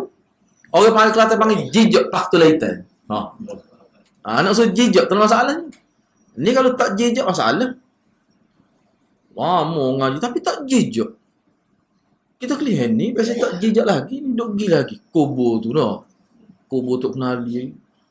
Apa ada kipah ni. Dah ada cermin. Ada cermin. Atau tak ada tinggal kipah aja. Saya report tu. Saya tak tahulah TV tu hidup. Asal dulu ada TV tu. Dia gata TV. Saya kejut tengok. Saya berhenti ambil gambar. TV, kipah. Saya hantar pada Ustaz Al-Khari. Mungkin dekat mulia. Bukan ni Ustaz Al-Khari. Kata, mana Ustaz? Yo, kalau kata anak tak tahu. Lepas tu tak ada. Tak tahu apa dia buat. Kipah ada. Tadi itu kena jaga tu. Lepas tu dulu dia ada macam kapek dia letak tepi tu. Kena berhati-hati. Sebab Nabi kata la taj'alu qabri masajida la tatruni kama tatrun nasa wal yahdu anbiya kubur anbiya'i. Tu hadis tu beberapa hari Nabi nak meninggal dunia. Kita kena fikir. Bila Nabi sebut tentang hadis Nabi sebut berhati-hati dengan kubur ni, jangan kamu buat kubur aku ni seperti mana orang Yahudi Nasara buat pada kubur para nabi mereka. Jadi orang Yahudi dengan orang Nasara ni, kubur nabi mereka lagu mana mereka buat? Aku nak baca, nak kaji tu. Dia buat masjid dengan kubur. Sekali tengok kat luar nampak ingat masjid. Rupanya kubur. Dia sembah. Sebab itulah takdir Allah SWT. Hikmah Allah SWT. Allah rahsiakan kubur para Nabi. Tak ada satu maklumat yang saya. Hak duk kata kubur Nabi Hud, Nabi Gabah. Apa ni kita kata Habib Omar pergi tu. Tu tak jelas tu. Tak jelas tu. Tak ada dalil. Sedalil tak ada. Tak ada dalil. Kalau ada dalil mari. Tapi kalau kubur Nabi. Tak perlu dalil. Jelas sangat. Orang kafir pun tahu. Tu kubur Nabi. Jelas. Daripada dulu. Sebelum mati dah orang tahu dah situlah tempat dia dikebumikan. Sebelum dia mati. Lepas tu Nabi-Nabi dulu dia mati mana? Hak tu tak tahu dah. Saka kubur. Kita kena ingat tu. Sebab tu saya baca dalam kitab. Dalil Habib Omar ni jahil tentang hadis. Dia tak tahu tu. Dia pergi ke kubur Nabi. Padahal benda tu tak ada satu pun hadis. Supaya kita lah. Nak buat mari artifak Nabi dengan pedang. Mana dalil? Mana bukti? Mana bukti? Mana bukti? Tak ada bukti. Rambut Nabi. Mana bukti rambut Nabi? Tak ada bukti tu. Dalil tu. Bila kita nak kaitkan dengan Nabi, dia kena dalil. Baik, saya nak sebut gini. Ni perlu faham molek ni. Kenapa? Barang-barang peninggalan Nabi dalam bentuk, kita kata dalam harta benda. Ulama tidak bagi perhatian tu. Ulama tak jaga tu. Ulama jaga hadis. Apa? Cuba fikir. Imam Bukhari siapa kering, tak ada daging ni sini ni. Tak ada daging ni di bahagian ni. Imam Bukhari. Siapa orang buka tengok, jerit tengok, kering garing tubuh. Mati dalam keadaan caw ke hadis, tak ada nak khijau. Asal khijau tu. Imam Bukhari asalnya dia kerja, pernah kerja sebab tu dia ada duit pada awal. Cuma bila dia tu dia tak ada, jadi dia suruh Tuhan lah. Dia buat kerja dah untuk umat ni, kira-kira umat lah pula bantu dia. Siapa kering tu? Tak ada ni. Saya baca sejarah tu, siapa tak ada daging. Kita ni ke sini, kurus ada sini daging no. Tak ada. Perut saya lah tu. Teruk apa tu? Nak jaga hadis. Apa dia tidak jaga molek tu pedai Nabi? Rambut Nabi. Tidak ambil tahu tu. Tak ada sanak pun tu. Hak tu kata keluarga Rasulullah pergi tu. Mung lah katanya. Tak tahu mana tu. Ulama tidak bermati-mati aja jaga apa? Sebab hal tu dia tak penting sangat. Ada ke tak ada hal tu tidak menjejaskan dia punya kehidupan beragama kita. Tapi hadis tak boleh. Hak ni sumber. Hak ni sumber agama. Kita boleh nilai keaslian ajaran Nabi dengan Quran dan hadis. Quran ni tak apalah Tuhan jaga. Hadis ni ulama yang jaga. Quran ni Allah yang jaga. Tapi hadis ni ulama yang jaga. Allah akan lahirkan ulama-ulama sanggup mati mempertahankan hadis Nabi. Dia jadi berani kata gapo tak apa. Asalkan dia boleh jaga hadis Nabi. Dia rela orang timbuk dia. Rela orang tuduh dia. Tak apa. Asalkan dia boleh sebut hak tu. Tu sifat ulama. Sepanjang zaman ada hak tu. Jadi Allah lahirkan ulama-ulama jenis keadaan. Masa Kelantan tu. Boleh faham tu. Tak apa kata gapo. Asalkan dia boleh sebut benar. Asalkan dia boleh kritik kalau hadis tu salah. Tu sifat ulama itu. Hak tu tak ada. Allah tak lahirkan ulama-ulama dalam agama lain hak gitu. Sebab tu Kristian dia hilang tu. Ulama kata bukan sekarang kita ada bahasa dia hilang di muka dunia. Tapi Quran ni tak. Bahasa Arab kekal. Lah ni bahasa Arab sedang berkembang. Cukup maju sekarang. Jadi perkara begitu kenapa? Jadi maklumat lagi ni, saya sebut pada kapal saya kata dibaca, dia mudah faham apa boleh faham. Dia boleh faham. Sehingga dia kata mudah pula. Dia berasa. Kita nak lain supaya kita berasa hubungan kita dengan Tuhan ni start lagu mana cara kita berhubung dengan Tuhan. Dan hubungan dengan Tuhan ni tak boleh putus. Jadi bagaimana supaya hubungan kita dengan Tuhan ni tak boleh putus? Melalui doa, melalui zikir tu lah. Nak buat gani baca bismillah. Hak ni ingat Tuhan. Sakit sikit. Astagfirullah minta mungkin ada salah kita buat tu. Patutlah Tuhan kita sakit pun. Bila tengok orang kena itu, astagfirullah, masya-Allah. Astagfirullah untuk kita dulu. Lepas tu masya-Allah. Lepas tu tengok benda-benda pelik hak ganji. La haula wala Tuhan ni semua mampu buat gini. Makna tak lepas dengan Tuhan. Hak tu sebenarnya, hak naknya. Tiba-tiba ada juga sekali-sekala yang pergi jumpa wali, minta wali. Tak kena lagi. Dengan Tuhan lah. Allah kalau saya nak sebut jadi acak kali sebut. Ni saya jumpa sendiri dia sedih kita tengok. Dia ni ngaji siapa kat MA, ambil bahagian tafsir. Jumpa dengan saya. Dia pun tanya, dia mari dekat kan. Kita pun tahu dah dia ni ustaz. Biasa tengok dah. Dia kata, Ustaz Deng. Kata, saya lah. Dia pun kata, pandangan ustaz macam mana kita wali? Tu selalu dia tanya. Kali nampak kita nampak mana tak muka no? Soalan tu lalu dia tanya. Saya kata, ada apa? Wali ni orang dekat dengan Tuhan. Cuma kita tak tahu siapa. Nak tahu mana dekat atau dekat dengan Tuhan. Cuma ada wali tu dasar pada Quran hadis sebut. Innama yakhshallah min ibadillah. Orang takut ulama. Ulama jenis takut ni dalam tafsir sebut wali. Ulama jenis takut pada Allah. Sebab ada dia ulama dia takut pada majikan dia. Ni bukan ulama sebenar ni. Amka kata ulama warisan Belanda. Amka kata ni. Baik. Saya kata tak suka. Dia kata tak dia. Wali ni dia ibarat batu permata. Walaupun batu juga tapi tak serupa dengan batu kuari tu. Dia gigit tu. Saya kata dia betul tapi orang panggil batu lah. Lepas tu sifat batu tak ada ke tidak? Ada. Dia sifat batu. Kerah. Lepas tu memang batu ni dia ada comel ada. Tu tak apa tu. Tidak merosakkan pememeh tu. Memang wali itu ya. Tapi dia tetap batu. Apabila kata batu dia tak hilang sifat batu tu kepada batu permata. Tak hilang kerah situ. Nak percaya tu lah kekoh. Supaya ya. Dia bagi dia payah ustaz ni wali kata gitu. Kita pun tengok dia macam tak puas hati je. Kita pun tanya dia ustaz nak ayat ke dia sebenarnya. Saya tanya ustaz nak sebut apa sebenarnya. Cuba ustaz sebut molek, ustaz nak sebut apa dia tu wali kanan. Dia ada nak sebut tu. Cuma takut kita timbuk dia agak ni. Dia suruh kita faham dalam bentuk kiasan. Kita buat tak faham. Ustaz nak sebut ke dia. Dia kata iyalah, dia kata wali dia dekat. Kata iyalah tak apa, dekat dengan Tuhan. Memang ada, kita boleh terima tu. Cuma tak tahu siapa. Dia tak tanya, kita pun tanya dia lah. Kena tanya-tanya gitu, saya tu. Macam mana ustaz boleh tentukan dengan pasti orang ni dekat dengan Tuhan? Macam mana boleh tentukan dengan pasti? Cuba ya. Hak Nabi tak apa sebab ada dalil. Sahabat Nabi tak apa ada dalil. Kita boleh kata. Kenapa ulama kita kata sahabat Nabi ni dia lebih serendah. Sahabat Nabi yang paling rendah lah. Tapi dia sahabat. Dia lebih tinggi pada para wali yang paling tinggi. Apa ulama kata gitu? Sebab ada dalil sebut sahabat ni ahli syurga. Kalau kita nak tadabbur ayat was-sabiqunal awwalun minal muhajirin wal ansar walladzina hatu ada dah. Lepas tu ada hadis yang sebut sahabat masuk surga ni, ada hadis yang sebut secara umum, keseluruhan secara umum.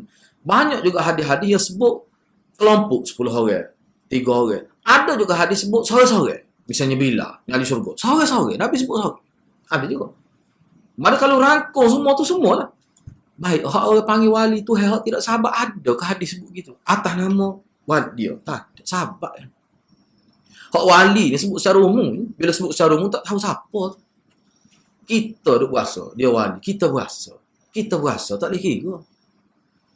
Hak teruk lagi dia puasa, dia wali. Hak ni lagi parut. Hak ni parut ni. Dia puasa, dia wali. Sebab itulah dalam sukatan ni dia ada belakang tu, dia panggil kena umat Islam ni dia tak boleh lepas daripada hati dia khauf dan raja. Takut pada Allah dan mengharap pada Allah. Harap apa kita bincang selepasnya. Benda kalau gitu saya sebut tadi tu sebenarnya hasil daripada pembacaan saya dalam mengaji dengan melafaz, saya baca buku berkenaan dengan akidah ni banyak buku tu. Kita tengok oh gitu rupanya. Lepas tu kita tengok, dia baca cerita sahabat Nabi. Sebab tu cerita sahabat Nabi ni kita kena baca. Dia sahabat Nabi ni kita kena baca sejarah dia. Tu satu. Satu lagi, sejarah hidup sahabat Nabi ni, dia buat dalam bentuk, dalam bentuk ni, dia panggil apa ni? Sejarah hidup Nabi dari sudut pemahaman mereka. Baik. Sahabat ni, pemahaman dia terhadap akidah bagaimana? Dia ada khusus tu perbincangan. 5 jilid kita. Pemahaman kedudukan sahabat, pemahaman sahabat dalam bab fiqh macam mana? Dalam bab akhlak macam mana? Pemahaman sahabat dalam bab productivity macam mana?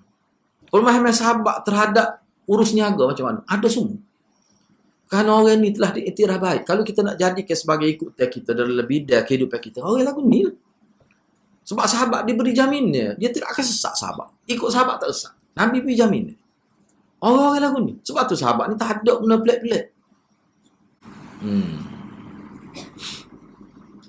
Sebab tu Maulana Syari kata hak dulu tak selipar atas kepala ni dia panggil capal. Hak ni sebenarnya dia berlaku silap pihak sport kita. Memang tu, saya malah guna bahasa itulah. Dia kata teruk sangat. Sebab capa-capa kalau di India capa ni dia ada nama kuih ada. Capal kebab ke nama tu. Dia ada lah nama. Capa. Jadi kalau nak kira, cuba fikir. Pelik ni. Sebab tu kita tengok orang yang tidak ikut sunnah Nabi kan, dia nampak ganjil. Kita kata jubah Nabi dengan capa, mana lebih itu? Lepas tu hak terbaru ni, saya dapat maklumat terbaru ni, kepiah yang ada tu capa tu haram masuk bilik air. Pulak ni, tengok dia naik satu tahap. Capa tu. Nabi ni capa ni tidak masuk bilik air ke Nabi capa? Masa Nabi buat air besar kecil tu dia pecah kedok. Tak ada sebab hadis bu. Memang dia bakar. Patut ada ke sahabat Nabi tak lepas Nabi atas kepala Abu Hurairah, Anas bin Malik, Abu Hurairah ramai sahabat lain. Kadang-kadang Nabi minta tolong pegang lepas dia. Dia tak tiap ya, tak ada. Tak atas kepala baru tak ada. Tak ada. So kalau tak atas kepala. Ni tak atas kepala. Sini. Apa jadi gitu? Saya nak sebut gini yang mudah. Sejuta-juta apa. Dia sebenarnya capa itu sebenarnya sebagai syiar untuk dia, bukan untuk Nabi. Sebagai tanda kumpulan. Itu ya sebenarnya. Cuma dia guna itu nak mengelabui mata umat Islam. Tak boleh masuk bilik air. Cuba kita bayangkan. Bila seseorang itu kata tidak boleh masuk bilik air ni, dia telah membuat satu hukum dalam agama. Apa hukum orang buat hukum yang tidak dibuat oleh Nabi? Nah, kita nak panggil. Kalau saya tanya saya Paling rendah saya kata orang ni tak boleh buat email dah. Paling rendah tu. Siapa boleh buat hukum sendiri tu? Tak ada seorang pun ulama, tak ada hadis pun. Mana bahaya ni, bahaya ni. Sebab tu kata pokok ni bagi saya memang sesak. Kita sebut tu kan sesak pokok ni. Cuma jangan kata kapi, cuma sesak. Sesak maknanya susah lari daripada landasan Nabi. Yang kita pun jangan mudah-mudah kata. Cuma perbuatan ni bahaya kan? Okey. Ayat tersebut di atas menyentuh tiap orang yang berdoa pada orang yang sudah meninggal. Ni point ni. Sebab tu kata ni maklumat tambah dia fokus ni. Hadis ayat ni, ayat 57 surah Isra ni sebenarnya berbicara dia menyentuh secara khusus orang yang berdoa pada orang yang sudah meninggal dunia. Kena tanda lah orang yang berdoa pada meninggal dia bagi dua. Ada dalam bentuk istighasah kepada orang mati, istighasah pada orang mati. Yang keduanya dalam bentuk dia berwasilah, doa tu berwasilah dengan orang mati. Hak istighasah ni makna dia minta direct dengan orang mati. Wahai Tuan Syekh ini, saya mohon pada Tuan Syekh ini. Dia minta direct. Wahai Tuan Syekh, saya minta Tuan Syekh tolong berdoa kepada Allah untuk saya. Dia minta pada Tuan Syekh. Satu. Yang kedua ada satu lagi, dia minta pada Allah tapi dengan berkat Tuan Syekh. Dan dia sebut nama dalam doa dia.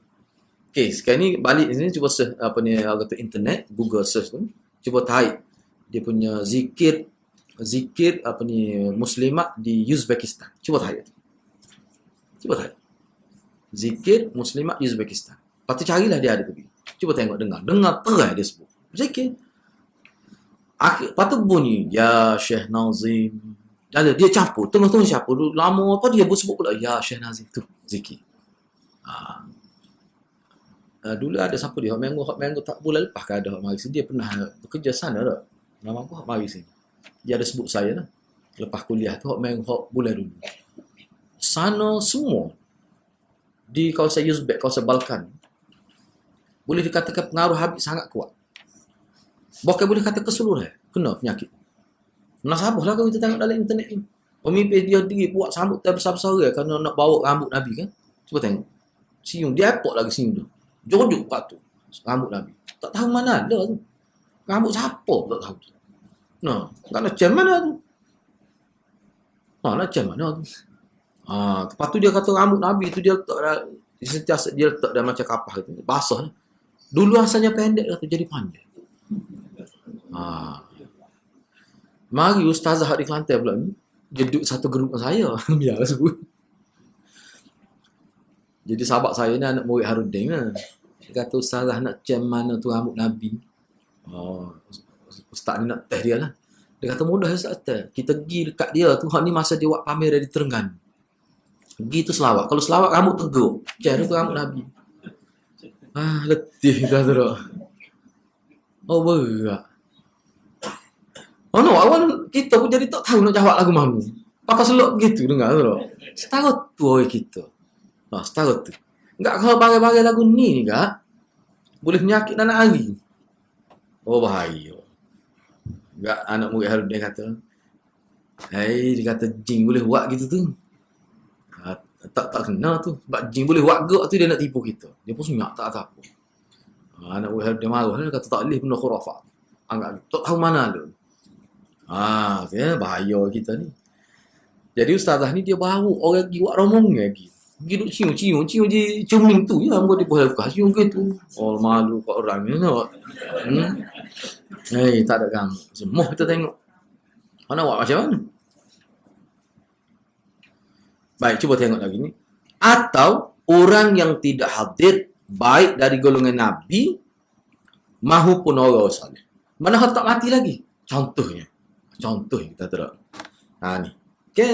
Kalau mengikut orang kata Tariqah Sufi, dia anggap Syekh Qadir Jalani, Qadir tu tak mati. Padahal Bukhari Qadir tu mati.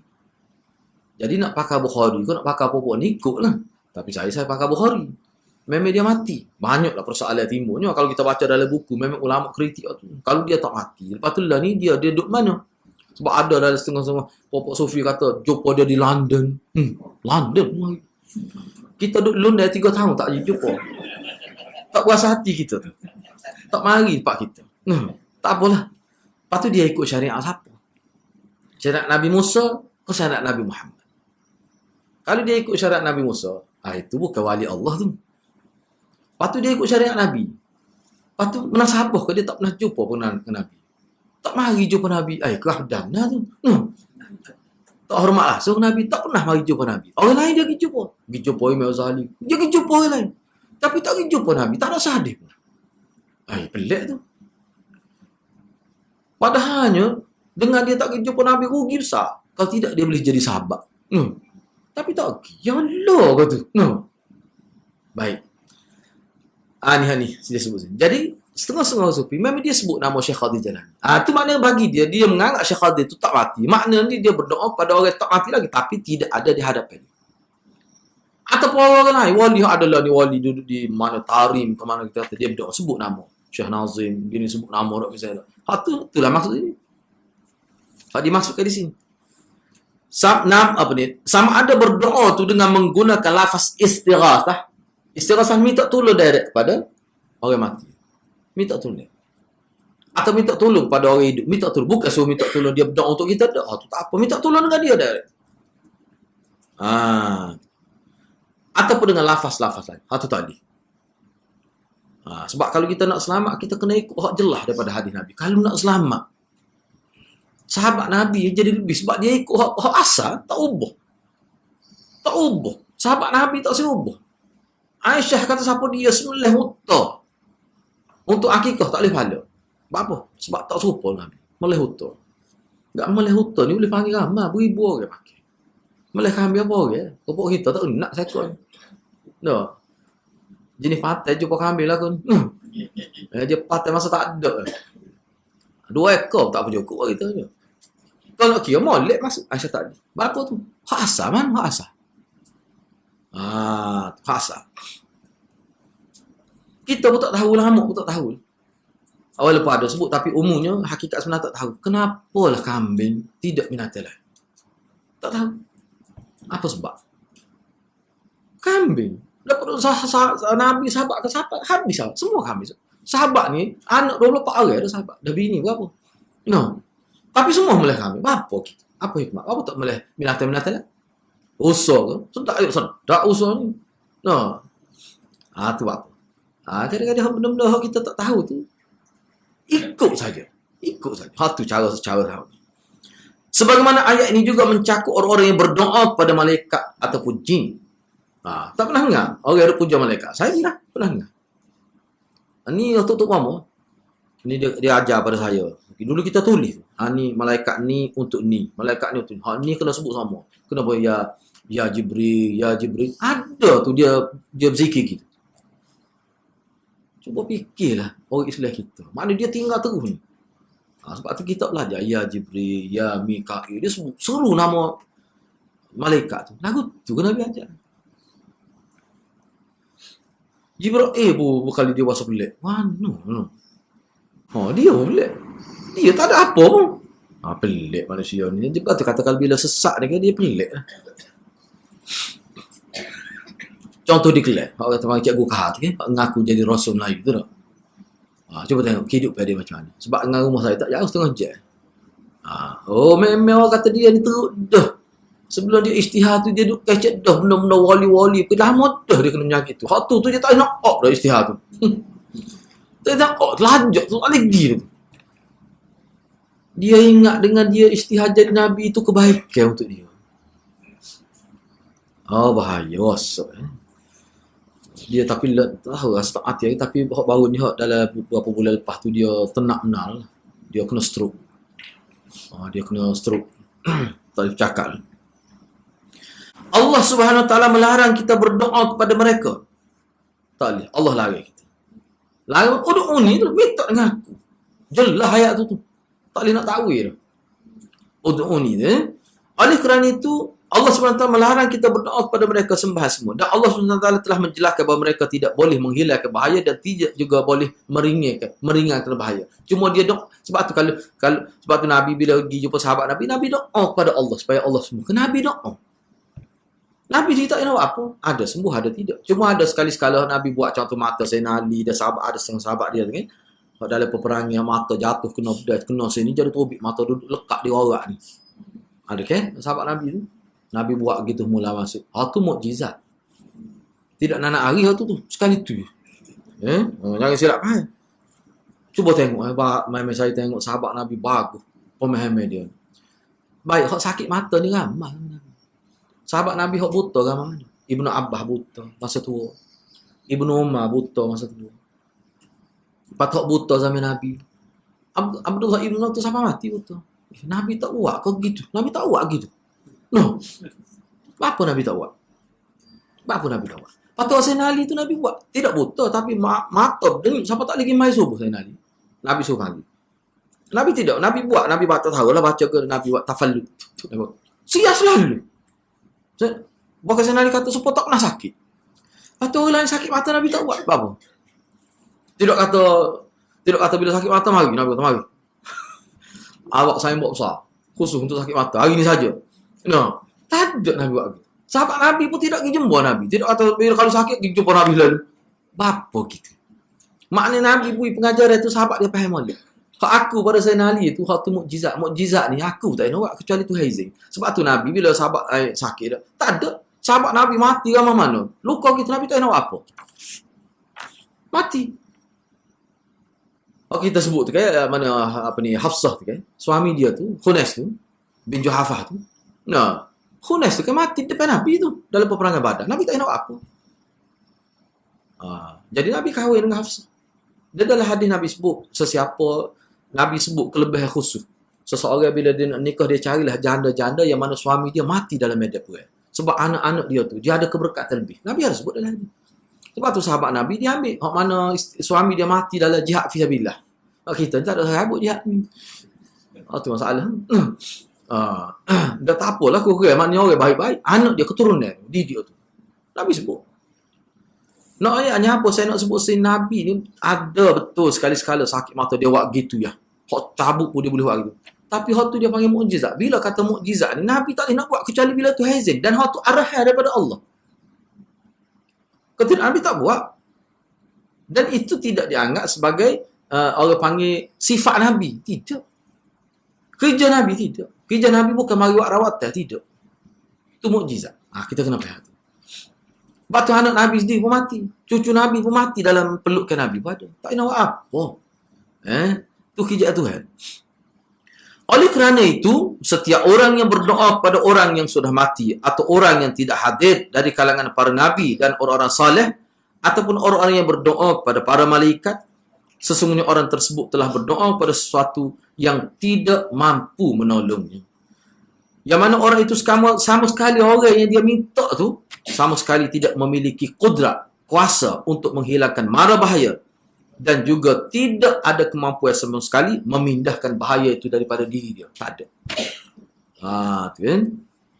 Begitulah. Jadi untuk sesi akan datang kita akan bincang dari segi faedah dia. Kesimpulan, faedah mana kesimpulan pada ayat. Dia buat 7 kesimpulan di sini. Okay, saya setakat itulah dulu. Ada apa-apa persoalan? No? Kalau ada boleh dipersilakan. Okay, dipersilakan. Bismillahirrahmanirrahim. Saya tengok ceramah Ustaz dalam YouTube ni banyak Ustaz terlibat dengan ajaran sesat. Jadi Ustaz ni masuk dalam kumpulan ajaran sesat tu. Soalannya ialah kita masuk gitu, katakanlah kalau kita terlibat, kita dimasuk gitu tu adakah tidak memberi bahaya kepada kita akan gapo-gapo hati. Yang kedua, gapo panduan yang sepatutnya kita guna ataupun amalan-amalan yang untuk menghidupkan benda ni kita gimana itu yang kita kena. Okey. Biasa. Ni dua soalan. Saya tak perlu lah soalan tu dengar semua dah. Soalan yang pertama tu, dari segi bahaya tu memang ada lah. Memang ada sebab tu kita tidak suruh. Cuma saya pergi tu, saya terlibat tu setelah beberapa tahun saya belajar hadis dah. Kita pergi tu sebenarnya pergi dalam keadaan penuh kesedaran lah. Kita nak tahu. Sebab tu saya tengok tu, kita perhati semua. Lepas tu kita tulis. Dan saya pergi Purwa dengan sahabat saya yang lebih lama lah belajar hadis. Pernah belajar di Pakistan. Kita pergi 2 orang. Memang terlibat tu 2 tahun lebih lah. Terlibat tu sebenarnya hakikatnya tak ada amal pun sebenarnya. Cuma ada sel saya buat nak terak ya. Adalah sel tapi tu kukup mana pun dia ada bahaya. Cuma kita pergi tu bagi saya alhamdulillah dengan sebab kita nampak. Bila kita baca kitab-kitab ni kita nampak. Jadi hak duduk depan kita ni banyak lakonan sebenarnya. Hak alik belakang. Sebab saya diberi kepercayaan oleh seorang guru tu, sehingga dia sulut sekali dengan saya. Dia minta saya hadir dalam bilik khusus. Bilik dia ni anak murid dia pun tak boleh masuk. Kecuali orang dia percaya. Dia percaya, tak tahulah. Kalau dia tak tahu isi hati kita. Dia tak tahu kita pergi buat apa. Kalau dia tahu tak, kita pun bukan nak ikut sebenarnya. Meniat dah pergi. Masa tu duk belajar lagi. Belajar hadis amalan. Seluruh habis lagi. Pakai Penang. Semua kita pergi. Pak Penang tu dia ada situ tempat ajar saat mula-mula masuk ke Malaysia lah. Mak Matahari tu apa? Mak Matahari. Saya pergi. Dia masuk masjid dia. Tak apalah. Cumanya bila kita pergi dalam keadaan kita boleh nampak. Nampak syirik tu. Cumanya kena jagalah. Sebab saya cuba elok minum makan dia beri. Kena jaga tu. Sebab tu kita bawa air semua. Tak minum. Dia suruh minum, kita tak minum. Dia ada minum air dia. Supaya ikhlas dengan holy water tu lah. Supaya kita ni tak ada air minum air tap off. Tak apa. Kita ajaran Nabi tak ada khusus air tu. Air Zamzam tu. Tak ada. Tu tak tiba tu air biasa ya. Cuma ada kelebihan dari segi tu. Tapi dia yang ajar salah ni memang dia ada benda-benda gitu. Jadi minum air. Seolah macam nak dapat baik ada betul-betul gitu. Tapi saya tak minum. Saya tak minum. Baik, tak apalah. Jadi bagi saya jangan terlibat lah. Cuma saya gitu nak tahu memang sesak sungguh. Bayar kan bila dia bercakap dengan makhluk peliharaan dia tu kan. Tapi saya kita belum ngah masa tu. Kita sunyak. Lepas tu bila kita tanya soal-soal kira-kira sensitif kan. Mujur dia tidak tepuk saya, dia tepuk belakang Tok Mama tu lah. Tok Mama kata tak boleh, dia marah. Jangan tanya soalan tu. Dia marah kita tanya soalan. Padahal saya tak boleh jawab tu. Dia marah. Dia tepuk. Bunyi lah. Kita pun kata ada apa. Sebab kata guru kita, mujur tak tepuk belakang kita lah. Ni umur 80 tahun lebih ni. Masalah ni baca dia ni no. Baca dia di gunung. Gunung.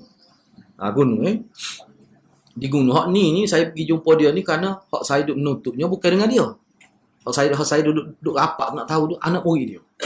Jadi bila kita tahu sanak dia tok guru dia siapa, kita pergi jumpa. Masa tu dia ada lagi. Tua benar. Lepas tu saya duduk siasat dengan orang kapur kata memang dia merah. Pernah pokok tipu belakang besar. Dia boleh akak sara pokok tu. Dia boleh bangun gitu ya. Kejut habis orang tengok. Orang lain nak akak cara tengok dia bangun diri. Dia ni memang jenis memang nasabah kita tengok umur dia pun kita tahu dah kita bahaya. Orang-orang gini bila terlibat ke hidup dia jauh daripada sunnah memang teruk. Tu hak saya nak sebut ni. Sebab tu bagi saya kalau kita nak beramal hak Nabi ni, hak tak ada kesan sampingnya. Hak kesan buruk tu tak ada.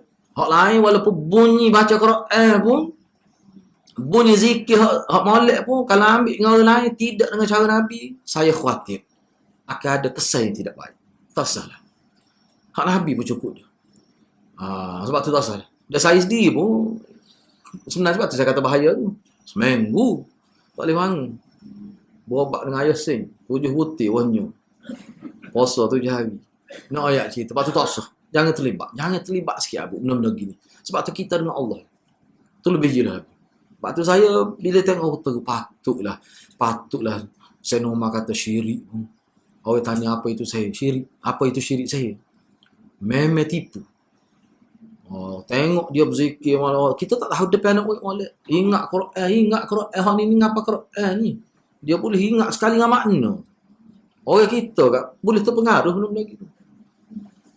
Baik, jadi panduan dia, soalan kedua lah panduan dia. Kalau kita kena belajar ni. Belajar cara ni bagi saya. Kita kena tengok. Supaya kita tidak terpengaruh. Jadi nak boleh juga perkara ni, dia bukan boleh satu sesi kita faham selalu. Sebab tu perkara ni melalui pengajian yang berterusan.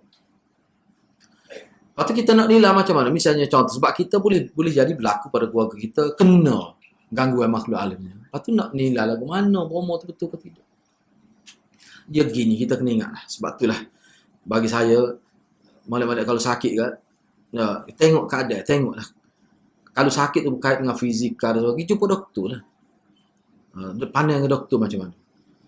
Sebab saya sendiri pernah bawa ke doktor kata tak boleh ni ustaz dia ni kena bawa tu pun doktor kata baru kita bagi. Tu Tu pun kita kena cari. Jadi cari kena tanya orang.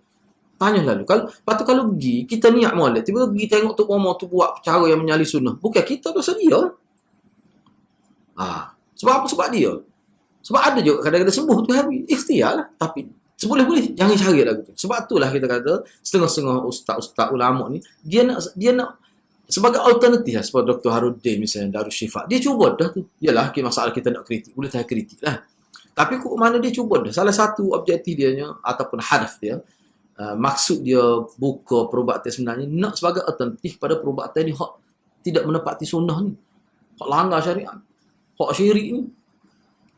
Setengah-setengah tu saya nak sebut teruk tak teruk orang kita ni. Padahal ngaji pon tak. Pernah tengok dia punya. Saya sebut tu syirik. Dia sepatut kena tangkap tu sebab dia guna orang panggil anak kok. Saya pernah tengok. Tahu anak kok?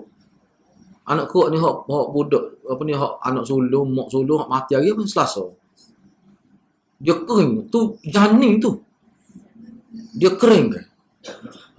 Dia kering kata saya tengok saya kata bahaya. Di Indonesia biasa tu. Saya tengok kering kan. Memang orang dia guna hak tu buat bom. Tak syirik. Syirik tu betul. Kita nak tahu. Kadang-kadang dia kerak rambut sikit. Dia ada rambut kerak rambut sikit letak. Kuat azimah. Lepas tu ada saya jumpa tu depan saya kata ijab. Benda-benda gitu kita kena tengok lah. Lepas tu kalau punya gini tak usah apa. Tu pandu yang mudah.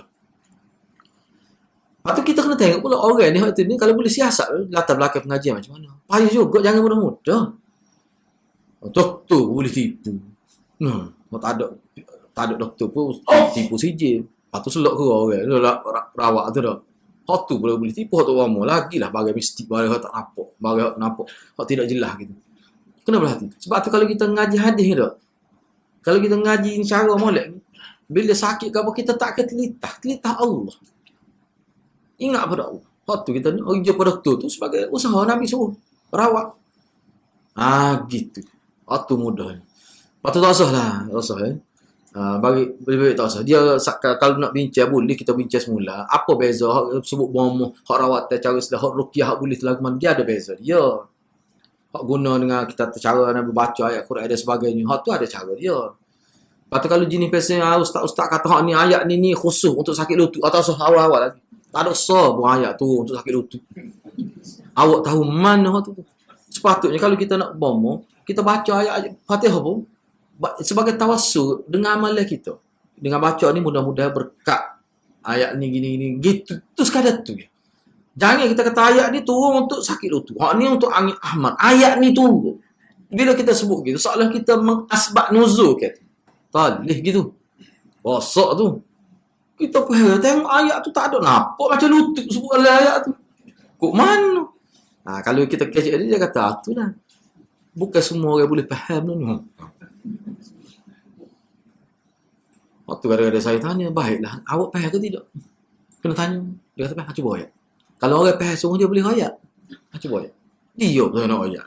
Lu main faham-faham gitu lah. Tu tak faham lah tu. Ada satu kisah berlaku ni dah. Semalam, adalah baca gini-gini. Kita suruh orang tu tanya dia dalam. Ada. Buat mari. Memang ada ahli kita. 2-3 kali tanya. Cek tak ada tu. Boleh cek gitu je. Kalau ada semua dia mari selalu. Kalau main ada lagi kita. Ada ulama suruh gini. Ada, main ada, cek tak ada. Tu yang boleh tahu. Kalau ada pun tak saya. Ataupun tak bagi. Jadi kalau berkenaan dengan ni sebab apa? Saya sebut tekan ni. Sebab dia banyak sangat bawa pada sini. Kita tak sedar. Orang kita ni banyak ke pengaruh bomo ni kuat tak kuat. Sehingga bila demam sikit tengok bomo. Tak boleh gitu. Gitulah mudah. Sebenarnya ngajilah tengok. Ngaji kata pelik tu tak usah awal-awal lagi. Kita orang Islam dia kena begitu. Boleh cari hak lain lah. Di Tanah Harat tu ada tu bomo. Ada sahabat saya belajar sana. Orang panggil ahli hadis. Di India, Maulana sebut ke saya.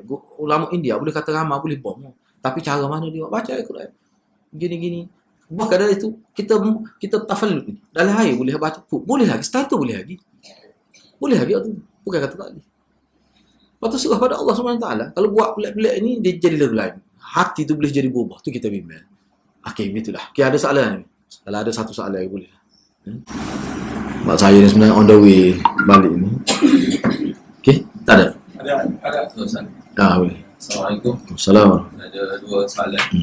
Pertama berbalik kepada zikir tadi. Pasal saya sendiri pun mengamalkan doa sendiri dalam sembahyang dan zikir selepas solat sendiri lah.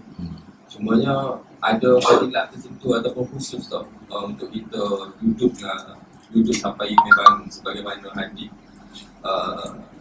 boleh puasa kan, kita terawih dengan witir, kita bangun sekali dengan imam lah.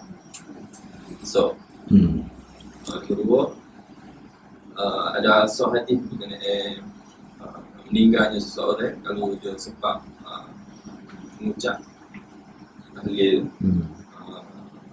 dia akan ke syurga lah.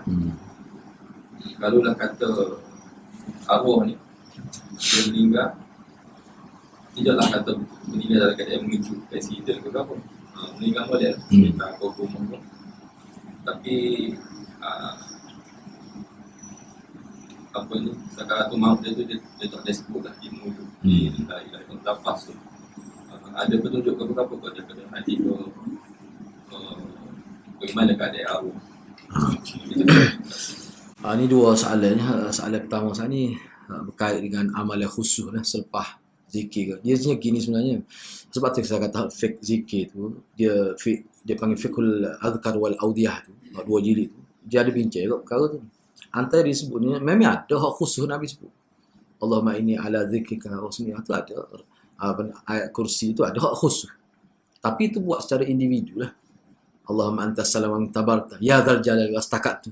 Misalnya, itu ada lah. Lepas ada agak lain. Baik. Ulama tidak sebut kau tu sebagai wajib satu kau. Lepas tu kalau kita untuk amal sendiri, misalnya doa khusus kalau kita nak amal, hak tu ulama kata tak apa. Boleh gitu. Kita nak amal, maksudnya doa sesuatu doa Nabi ajar kita boleh baca. Memang ulama boleh katakan semua ulama terima bahawa doa-doa ni kita boleh baca mana pun lepas main doa. Cumanya dalam fiqh dia kata doa tu kena pasti ke doa tu doa yang untuk kita. Tidak. Doa untuk kita. Ataupun doa untuk orang boleh. Walaupun ada doa khusus Nabi pun ada juga. Tapi ulama terima doa mana-mana pun. So yang keduanya, Nabi ni dia baca doa selepas maya ni tau. Pendek ya. Sebab apa? Sebab doa dia tu dia pelbagai kan. Ya kita jadi fanya sebab apa? Sebab gabung. Dia gabung tu fanya. Dah fanya tu lah siapa tua dia baca. Hak Nabi tak sikit ni baca lain. Jadi hari ni Nabi rasa ada masalah ke dia, masalah umat. Nabi doa untuk tu. Gitu. Sebab tu ulama kata kalau kita tak ingat, supaya kita orang ajar. Kita nak apa doa? Tak ingat banyak doa ni.